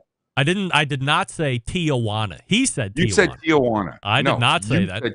I know I didn't because I watched on your video a number of years ago, you and Max just pound unmercifully on people saying, "Ooh, Tijuana." It's Tijuana. I know. Trust me. If it's one thing I know, it's how to speak Spanish. I'm not convinced. I'm not convinced you said vowels. it properly. And I'll go back and listen. You go back but and it's listen. top of mind for me right now. Yeah. Because of this whole Ukraine situation, and there's a lot of Ukrainians on the other side of the border, 20 minutes from downtown San Diego. Yes. And there are, I cannot tell you how many, the numbers of national broadcasters that are effing up the name of that city. Well, it's like saying Cleveland. Aside from you, most people would sit there and say Tijuana because that's what they hear all the time. But because hearing it from idiots. Because I There's listen, no A there. Because I Tijuana. Subscribe to Thank you. the cooking guy. I'm gonna go back and listen, but I'm pretty certain. And plus, I know Tijuana. the Spanish alphabet, and I is E Tijuana. It's right there. It's all spelled out there, right in front of you. Okay. Wait, what were we talking about? Where did I just derail us from? You derailed us from me getting an email from Taylor in Virginia, who said, "Greg, no offense, but you're a hypocrite. You have a Traeger cooker on your patio. You've mentioned it plenty of times on your show, and now you have an issue with Traeger because they're messing with one of your sponsors. Do you have two razors to shave both of your faces? Oh. I bet you still use that cooker too, don't you? Love the show. Regards, Taylor." And I said, "Taylor, this isn't a issue of me not liking the cooker that I have. I love that cooker. The Timberline is a great cooker. I've never had any issue with it. In fact, the guy from Green Mountain Grill will probably tell you that the products are fine. Where my issue is the business side of things. It's who's making the decisions on how they're conducting business. It has nothing to do with the products. I mean, I would love to have a Traeger XL sitting on my backyard too. I'm sure it cooks great. It's a Timberline. It's their top-of-the-line product. How could it not? Look, this is not if you ask Doug Scheiding. Scheiding would say the Ironwood 885 is his girlfriend. Wait, did I say that? No, I mean Goldie. He calls it as Goldilocks, which there's some weird kind of like sexual connotation there for Scheiding, and I don't quite understand it. Yeah. What is that? What does he mean by his Goldilocks? I don't know. I don't know if you're putting words in his mouth saying that he would say he would prefer an Ironwood over a Timberline XL. That's certainly something I'll be asking him in the next By the way, correspondence. one more of my friends that I've never met. Scheiding. Yeah. Well, that's. I mean, is it a bigger loss in life? In his house? What does he have in his house? He's got raccoons. Like 7. Does he really live like out in the middle of the woods? I guess if you have raccoons coming in through the cat door, and I guess the next thought in your head is it's time to fix the cat door. It's just, hey, we got raccoons in the house, honey. Yeah. But you live in the sticks when that doesn't really bother you that much, I guess. Okay, one raccoon in my house, and my wife is like, the raccoons are never coming in the house again, or I'm never coming in the house again. So the raccoons will lose. If that happened here, we'd be moving. Yes. Yes. Okay, so look, what have we learned here? We've learned that you like the Traeger. Yes. It's a great cooker. The cooker is great. We know that it's their business practices in this particular area you're not fond of. Because it can affect the whole portion of that industry. Correct. Yeah. So look, Sam, I don't know. I don't really have anything to say after this. I don't know what we've covered here this evening, but I can say this. I know what we've done it again. Oh, damn it. And I minimized the Clubhouse app. I forgot to look back there because then we got into discussion about Traeger. So we'll have to redo the game show. Another day. Yes. So we'll do it next month because I have CJ, Clarence Joseph from Mom and Papa Joe's Barbecue ready to come on, who's a budding YouTube sensation. So we'll talk to him about the YouTube. And he finished Reserve Grand Champ at the Houston Livestock and Rodeo last month, which, of course, she knows is a very big event. So okay, I'm good. Go to thecookingguy.com to go everywhere else that Sam somebody has. whoever it was going to win this tonight. It doesn't come out till May 17th. Wow. Yours is coming, buddy. All right. Well, I can't wait for my copy. And then next month we'll have the logistics worked out to do what does Sam like best. And you know what? Let's go nuts. Want to go nuts? Yeah, I don't know what that means, but I'm in. I love going nuts. Check this out. YOLO. You only live once. You there, Clarence? What's happening, Greg? Yes, sir. All right. I'm about ready to mash segments here. Sam can't see me, but Sam, this is Clarence. Clarence. I can see. Sam. I can see Clarence. Okay. Well, yes, you can, but I don't Clarence think might not Clarence be able to see me. That's right. Hey, what's up, Clarence? How are you? Okay, everybody seeing each other here. Sam, how are you doing, man? Good to meet you. I'm sure Clarence is a big fan here. So, Clarence, do you want to play What Does Sam Like Best for your chance to win his newest cookbook, Sam the Cooking Guy Between the Buns?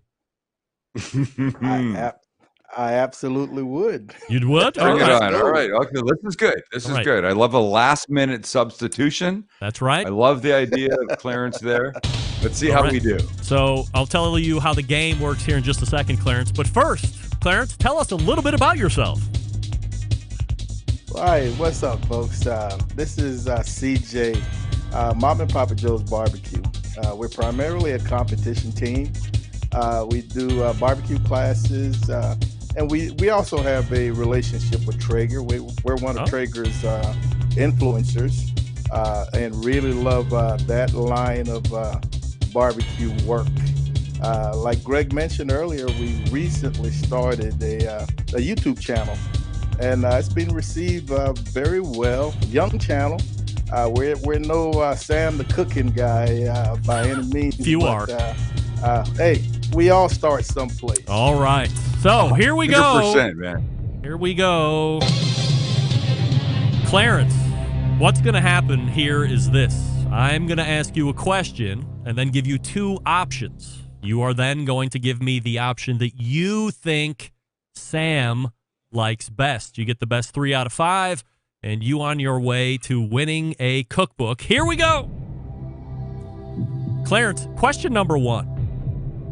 Of the two, who does Sam like best? Putin or the devil? Because I know a little bit more about Putin than I do the devil, I will say Sam will side with the devil. All right, Sam siding with the devil. We'll lock him in for a final answer, Sam. That's your final answer there, CJ? That's it, my man. You're right. I'll take the devil any day over Putin. Well, CJ is an expert right off the bat here on this show, so we'll go ahead and race right into the next question. All right, CJ, when it comes to getting barbecue at a restaurant, what does Sam like best? Sauce on the side or sauce on the meat? Wow. Okay, I've watched enough of Sam's videos, so I kind of feel he's nowhere near novice and a bit of a connoisseur. Sam will take his on the side. All right, sauce on side. Sam, what say you? Oh God, CJ, I'm so sorry, but you're right. Yes, 100%. And here's the reason. And I think CJ suggested this. I want to taste the barbecue for the barbecue, and then I want to taste what they serve it with. If you just get it slathered right off the top, then it's you might be hiding something. That's right. Well, totally CJ, agree. nice. Yeah, CJ is an totally expert. Big fan This of one's Sam gonna here, be- obviously. Yeah. So this is where things typically tip to the negative side on question number 3 for whatever reason. I don't know why, but it seems to happen here. So CJ currently on a win streak. He's done 2 in a row. So here's question number 3, CJ. Between the 2 wines, which does Sam like best? A fine Viognier or a fine Merlot? Oh, wow. All right, this is a tough one.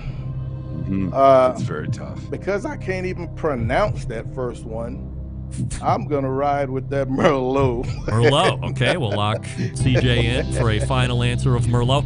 Sam, is it Merlot or Viognier? Well, CJ, much like the movie Sideways, I'm not drinking a fucking Merlot. I'm going with the Viognier. Oh my! Well, question number 3.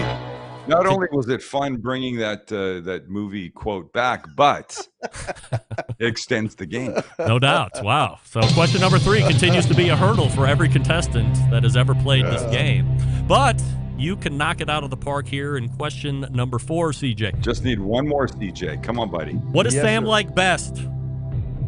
The TV show Friends or the TV show Seinfeld?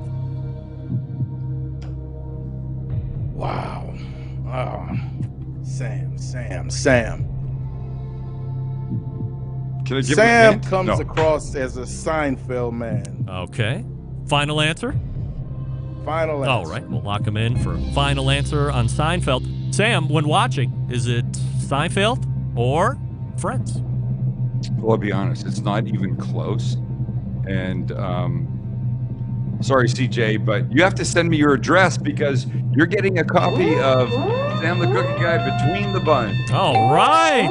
Well, my man, dude. My man. Thank goodness. CJ, let me tell you, we would be friends if we could meet, and we might someday. But your instincts were really good. I mean, apart from the wine question, I don't even know if my wife could have answered that. That was so far out in left field. I'm also a Seinfeld man, and I've caught glimpses of your sense of humor, and I kind of thought so. Thank you. Well, CJ is certainly a connoisseur of Sam. Sam, go ahead. I'll get CJ's address and forward it to you, and then you can go ahead The and book will send be it to right him. up to him. Great. Sam, We'll always get appreciate yours, the Greg. time. CJ will get his. Everybody have a good night. Thanks for watching and playing. What does Sam like best? Thank you. Oh, that's there your he one. is. Sam the A Cooking real Guy. pleasure, Sam. Take care. Right there. All right. So now we are right here with CJ, Clarence Joseph, of course, from Mama and Papa Joe's Barbecue, as we're running it back to back, which we rarely do. So let me give you the proper introduction, of course. You know, when you think of the biggest Texas barbecue cook-offs, 2 come to mind for me. San Antonio and, of course, the Houston Livestock and Rodeo Barbecue Cook-Off. My next guest, this guy, has already won the San Antonio competition twice, and about a month ago took reserve at the Houston Livestock event. He is a championship award-winning pitmaster, teaches competition cooking classes, and is considered by many to be one of the best guys in barbecue, regardless of sanctioning body. We race to the hotline and welcome in the pitmaster of Mama and Papa Joe's Barbecue, Clarence Joseph, and the most recent winner of What is Sam's Like Best. So you are on a win streak like few have ever experienced, Clarence. So last time you were on, we talked about you winning San Antonio, as I'd mentioned, for the second time. And that event on its own really continues to rise in the ranks of one that cooks want to win, especially in Texas. But Houston is one that everybody wants to win, regardless of sanctioning body. What do you think makes it so special in your view? I think Houston separates itself from San Antonio Rodeo, Greg, in the fact that it is an automatic to the Jack Daniels. So it's one of those qualifying cooks that will get you to that bucket list event. It's not an official sanctioned cook-off, so Houston sort of makes their own rules. But nevertheless, the prestige that one of those I call them bow-legged Luke trophies carries, and that invite to the Jack Daniels really makes it special. Clarence Joseph joining me here on the show, pitmaster of Mom and Papa Joe's Barbecue. You know, what's unique also is this is not an event like most that you can just send in an entry fee for, show up on a Friday or Saturday, compete, and away you go. This is something a little bit different. So how do you even get into cooking? Wow. Man, you've got to be pretty lucky. You've got to know somebody that knows somebody that knows somebody that's sitting next to somebody that knows somebody. There, there is something of a 10-year waiting list. And the fact that spaces just do not come up very often for the public really makes getting in difficult. These spaces, these assigned spaces are handed down through generations, Greg. So fathers will hand them down to their kids, and at some point, those kids will hand them down to their kids. So unless you're somewhat of a hired hand, so to speak, you probably will not get to cook that event. You'd have to be fortunate enough to win one of the qualifying events, and those events are events like the Jack Daniels. They get an automatic invite. The American Royale get an automatic invite.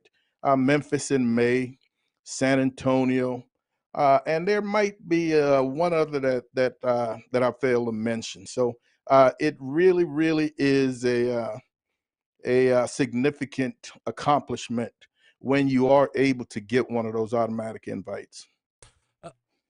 Looking at the cook and back over that weekend, how do you think your cook went, and did you think you were in a winning position? Before I answer that, Greg, I've got to go back to our first invite to Cook Houston. We won San Antonio in 2015, and went to Houston with that invite in 2016. And at that point, man, we were on a very good streak. A couple of GCs in a row, and because of the significance of that event, I really went in there, man, guns ablazing, really wanted to do well. And I made one of those mistakes, that I teach, that I preach. I teach in my classes. I talk to my students about never trying to do too much. And in the end, when I tasted my products, I knew that this was not what Mom and Papa Joe usually turns in, and the results proved that. And I tucked my tail, man. My pride was hurt. And I remember telling Mom, I said, if we ever got a chance again to cook it, it would be a different story. And the way things worked out, we won it in 2020, and COVID canceled 21, and we were fortunate enough to get back there a month or so ago. And Greg, we absolutely cooked our stuff, man. I went in there relaxed, knowing that if I cooked what I cook, our chances of having a nice day was very possible. And by nice day, I'm not talking about winning it or reserve, but I definitely wanted to get that stench of that weak showing from 2016 off my shoulder. And to finish as reserve really was mind blowing. To win would have been nice, man, but that reserve absolutely made up for the failure in 2016. Certainly, you go in wanting to win. Everybody goes down there because they want to win the thing. You go into every competition that you're competing in to win the whole thing. As you mentioned, reserve is great. Winning it would have been better, of course.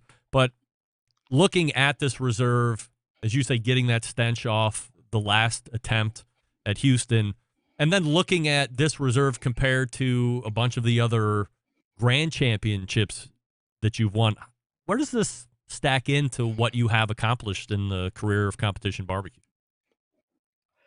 Wow. This one, it's definitely going to be top three. It's not a GC, but the significance of this makes it a top three. Who knows whether or not we'll ever get another opportunity to cook Houston. I'm not a fan of being a hired hand. Mama and I put in some decent time and work to try to create somewhat of a mom and Papa Joe's brand. And so I'm not willing to just go out there and be a hired hand for somebody. We've had those opportunities and we've always turned them down. So uh, to get another one would be great, but time will tell. But I believe it is top three. We've the San Antonio, and then the Westonwood Series 3 and Turn and Burn was another one that is just so high up there in our list. And it's been an absolute journey, but man, what a wild ride. Mom and I have had some fun. Barbecue has taken us places that we never once imagined. The first time we lit the fire at a cook-off. So let's stick on the competition just from a general sense here for a few more minutes, CJ. Last time you were on, you were still very passionate about competitions. You were hitting it pretty hard still. Is it still the same feeling for you 2 years later? Great question, Greg. It right now it is not. Uh, the passion, I'm not so much the passion has waned, but my motivation right now, there's just been some infighting that some people on the outside might not be aware of, but there's been a lot of infighting with the sanctioning bodies. Yeah. It's been kind of a turnoff, and we've been doing this since 2010.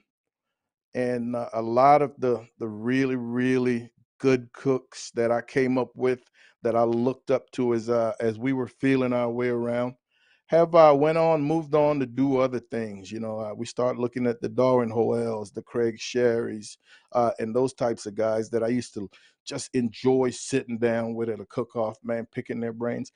They've all dropped off. So very often now, when I get to an event, uh, I kind of find myself without that immediate circle of friends. I know lots of people out there, but they are not what I call my people, the people that I sit down with, man, with a cigar and a beer.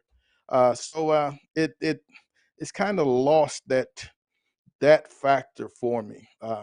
When I get out there, I mean, I still love the competition part of it, but that camaraderie that I used to have, that I really enjoyed, is no longer there. So I don't think I will ever leave the competition scene completely, but we're going to be a much lesser presence than in the past. One of the things that we were talking about as we were doing the handover crossover thing with Sam and you was the mention of the YouTube channel. And you look through the last year and a half, 2 years under the pandemic, and a lot of people staying at home. A lot of people were deciding this is the time I'm going to launch a podcast, or a lot of the time people saying, hey, I have a lot of extra time to try my hand at a YouTube channel of some sort. When did you start it, and what was the overarching concept for content and coverage?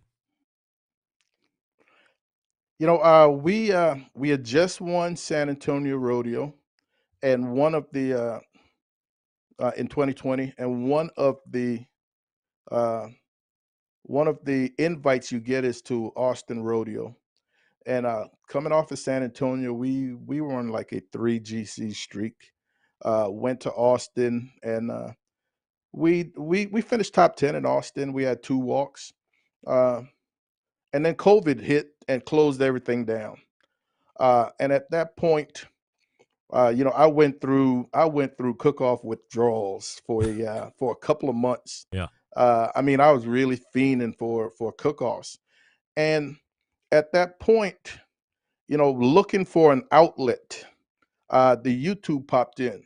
Now, the idea of a YouTube channel was not entirely new, but it was something that people had mentioned to me years prior, and I just never pulled the trigger. But now sitting at home with COVID, time on my hands, it was the perfect opportunity. Uh, and we wanted to do some competition stuff. We've done quite a bit of competition stuff on our YouTube channel, but we understood that if we wanted to grow the channel, that we would have to do a heck of a lot more than competition. We'd have to cook on a variety of pits. Competition versus backyarders in terms of numbers, it's not even close. No doubt. Your subscribers are primarily, or by a large portion, are going to be backyard competition guys. So Mom and I, we like to tell people we cook on our channel. We cook everything from aardvark to zebra, and we've cooked on we've cooked on close to 10 different pits. I mentioned earlier we have a with a relationship with Traeger. Uh, I primarily the only pellet grill I will cook on is a Traeger, but I'm allowed to cook on my Webers, my Jambos, my other offset. You name it, I can cook on it. But the pellet grill that I cook on is a Traeger. I've got the Timberline, both the 850 and the 1300. Love them, absolutely love them. Almost 5,000 subscribers strong as I was checking the numbers yesterday afternoon. What's the best way to go about attracting and retaining a loyal subscribing base, do you think? Greg, I've found, man, people have reached out to me, offering a service, a paid service uh, that would get me more subscribers. Yeah. I would love a large number of subscribers, but I want subscribers aren't going to mean anything if they're not going to be watching. So while I would love our growth to be, rocketing to the top, I will absolutely take a slow and steady climb of loyal viewers. I so enjoy getting the comments, man, about our videos and whatnot. How people are loving, how they're learning. People from all over the world. It's amazing when somebody reaches out from Turkey, or somebody from Iran, that watch one of your videos. And Greg, I'm one of those. I'm not afraid to try anything. I did like a Turkish kebab, and I was hoping I didn't butcher it. Somebody from Turkey hit me up and said that they were absolutely impressed with this kebab, and I mean, I was blown away. That made my day hearing something like that. So we want to cook everything. We will cook on the stove. We'll cook on the oven. We'll cook on the pits. It does not make a difference. We're going to do a little bit of everything, man. Our channel has got something for you, regardless of who you are. From a technical side, getting out from behind the camera and setting up streams and getting gear and audio and all this other stuff, what's the hardest part about live streaming? Wow. And learning as you go, without even thinking of reaching out to some of the individuals that have been there, have started up like yourself. I've got another buddy, Steve Grams. He's got a background in audio, in video, and struggling. I never once thought about reaching out to guys like you to help me out with equipment and ideas. So it's been piecemeal. It's been piecemeal. A cheap mic here. A few months later, we upgrade to a better mic, and the next step is to upgrade to a better camera for our videos. But I absolutely love the live streaming. I love talking to people. I love talking about anything. I really prefer coming on to my Thursday night live streams with a topic in hand. Yeah. I will have guests. I'm a startup Greg Remke right here. So at some point, people are gonna hear about us, hopefully. But it's been an awesome journey. So the hardest part for us has been lighting issues. You've already helped me out, man, significantly with our audio. And this is the first time I'm putting these headsets on, and I'm not gonna lie, Greg, you sound like like Christ in these. You sound like Jesus is speaking to me in these headsets. I love them, man. Yeah, well, they're either really good headphones or the money that I paid for this mic is really proving to pay out. So both good things, thank goodness. And glad you're using all the gear that you got.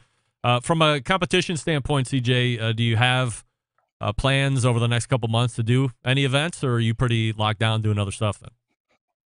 No, this weekend, matter of fact, I did quite a bit of prep work this morning, as I normally do for a competition week. We will be doing an event right here in San Antonio, Car Fest. An expected great turnout. I think we're looking at close to 100 teams, if not over that.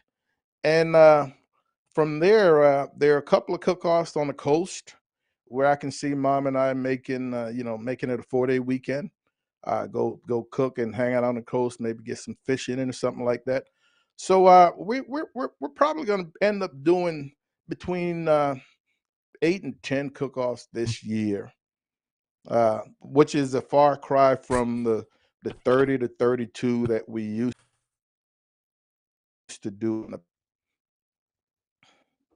Clarence Joseph is the pitmaster of Mama and Papa Joe's Barbecue, and if you run on over to YouTube, you can search Clarence Joseph or search Mama and Papa Joe's Barbecue, and you will see his channel there. Go ahead and subscribe it and smash the like button and all that stuff. So you can certainly do that and enjoy CJ's content. CJ, I really appreciate the catch up, and glad that you're doing well. We'll look forward to the live stream that's coming up this Thursday. And I wish you nothing but continued success, my friend. Appreciate you coming on tonight. Man, thanks for the invite, Greg. Much appreciated. You guys take care. Thanks. There he is. CJ from Mama and Papa Joe's Barbecue. Always great to catch up with CJ. Absolutely. And as he has said, COVID has changed where the passion is. Infighting within the Texas associations has changed where the passion is going. Now you're seeing more and more YouTube content. Of course, the live stream that'll be on in 2 nights from now. So check him out and see what he's up to over there on his live stream. Let me talk to you quickly about Big Papa Smokers before we exit here for this evening. Big Papa Smokers, the one-stop online shop for all things barbecue, a curated selection of only the best outdoor grilling supplies will get you on the path to better barbecue results in no time. Known for the championship rubs and seasonings, popular flavors like Sweet Money, Cattle Prod, Cash Cow, all proven winners on the competition circuit and in the backyard. 13 perfectly balanced flavors that transform ordinary meals into extraordinary. Whether you're looking to impress the judges or your friends, it's going to do both. Big Papa Smokers is the place to go. They also own Granny's Barbecue Sauce. If you're looking for a new go-to sauce that's different than what's already currently on the market, you're going to want to give Granny's a try. You're looking for a new smoker? Maybe you are. Check out that Mac 2-Star General Pellet Cooker. Big Papa's the exclusive Mac dealer, even offering special packages. Not a fan of pellet smokers? All right. Take a look at the Old Hickory Ace BP, the only charcoal smoker the Big Papa trusts on his competition trailer. And if you're not sure of what grill you need, look through the website, then call and ask questions. 877-828-0727. That's 877-828-0727. Or shop their website at bigpapasmokers.com. That's BIGPOPPA smokers.com. Big Papa Smokers, the place to go for all your barbecue needs. And we will be back to wrap the show right after this. Stick around. We'll be right back.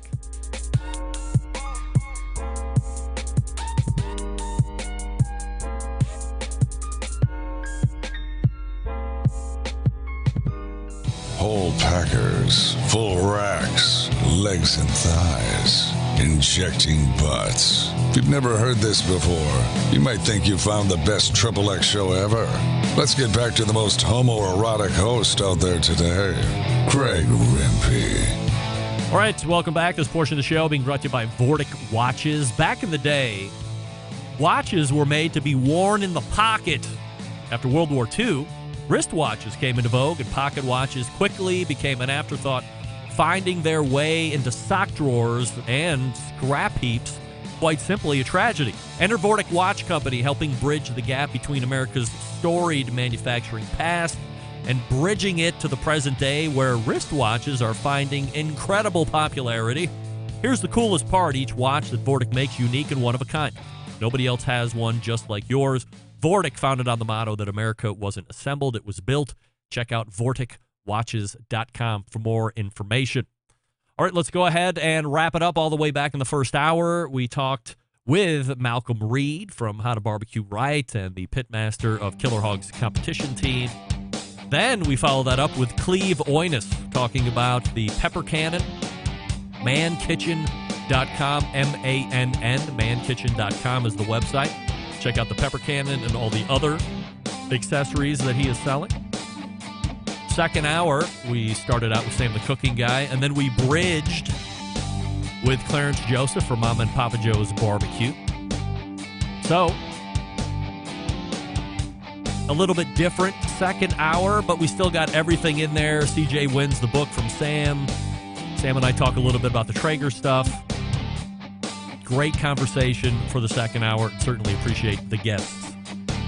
Big show planned for you next week, of course. It's the second Tuesday, so Meathead is going to be in, and Robert Moss is going to be in, amongst a cast of others. So how do I always leave you? September 11th, 2001. I will never forget until next Tuesday at 9 p.m. Eastern. This is your program host and proud U.S. American, Greg Rempe. Good night now.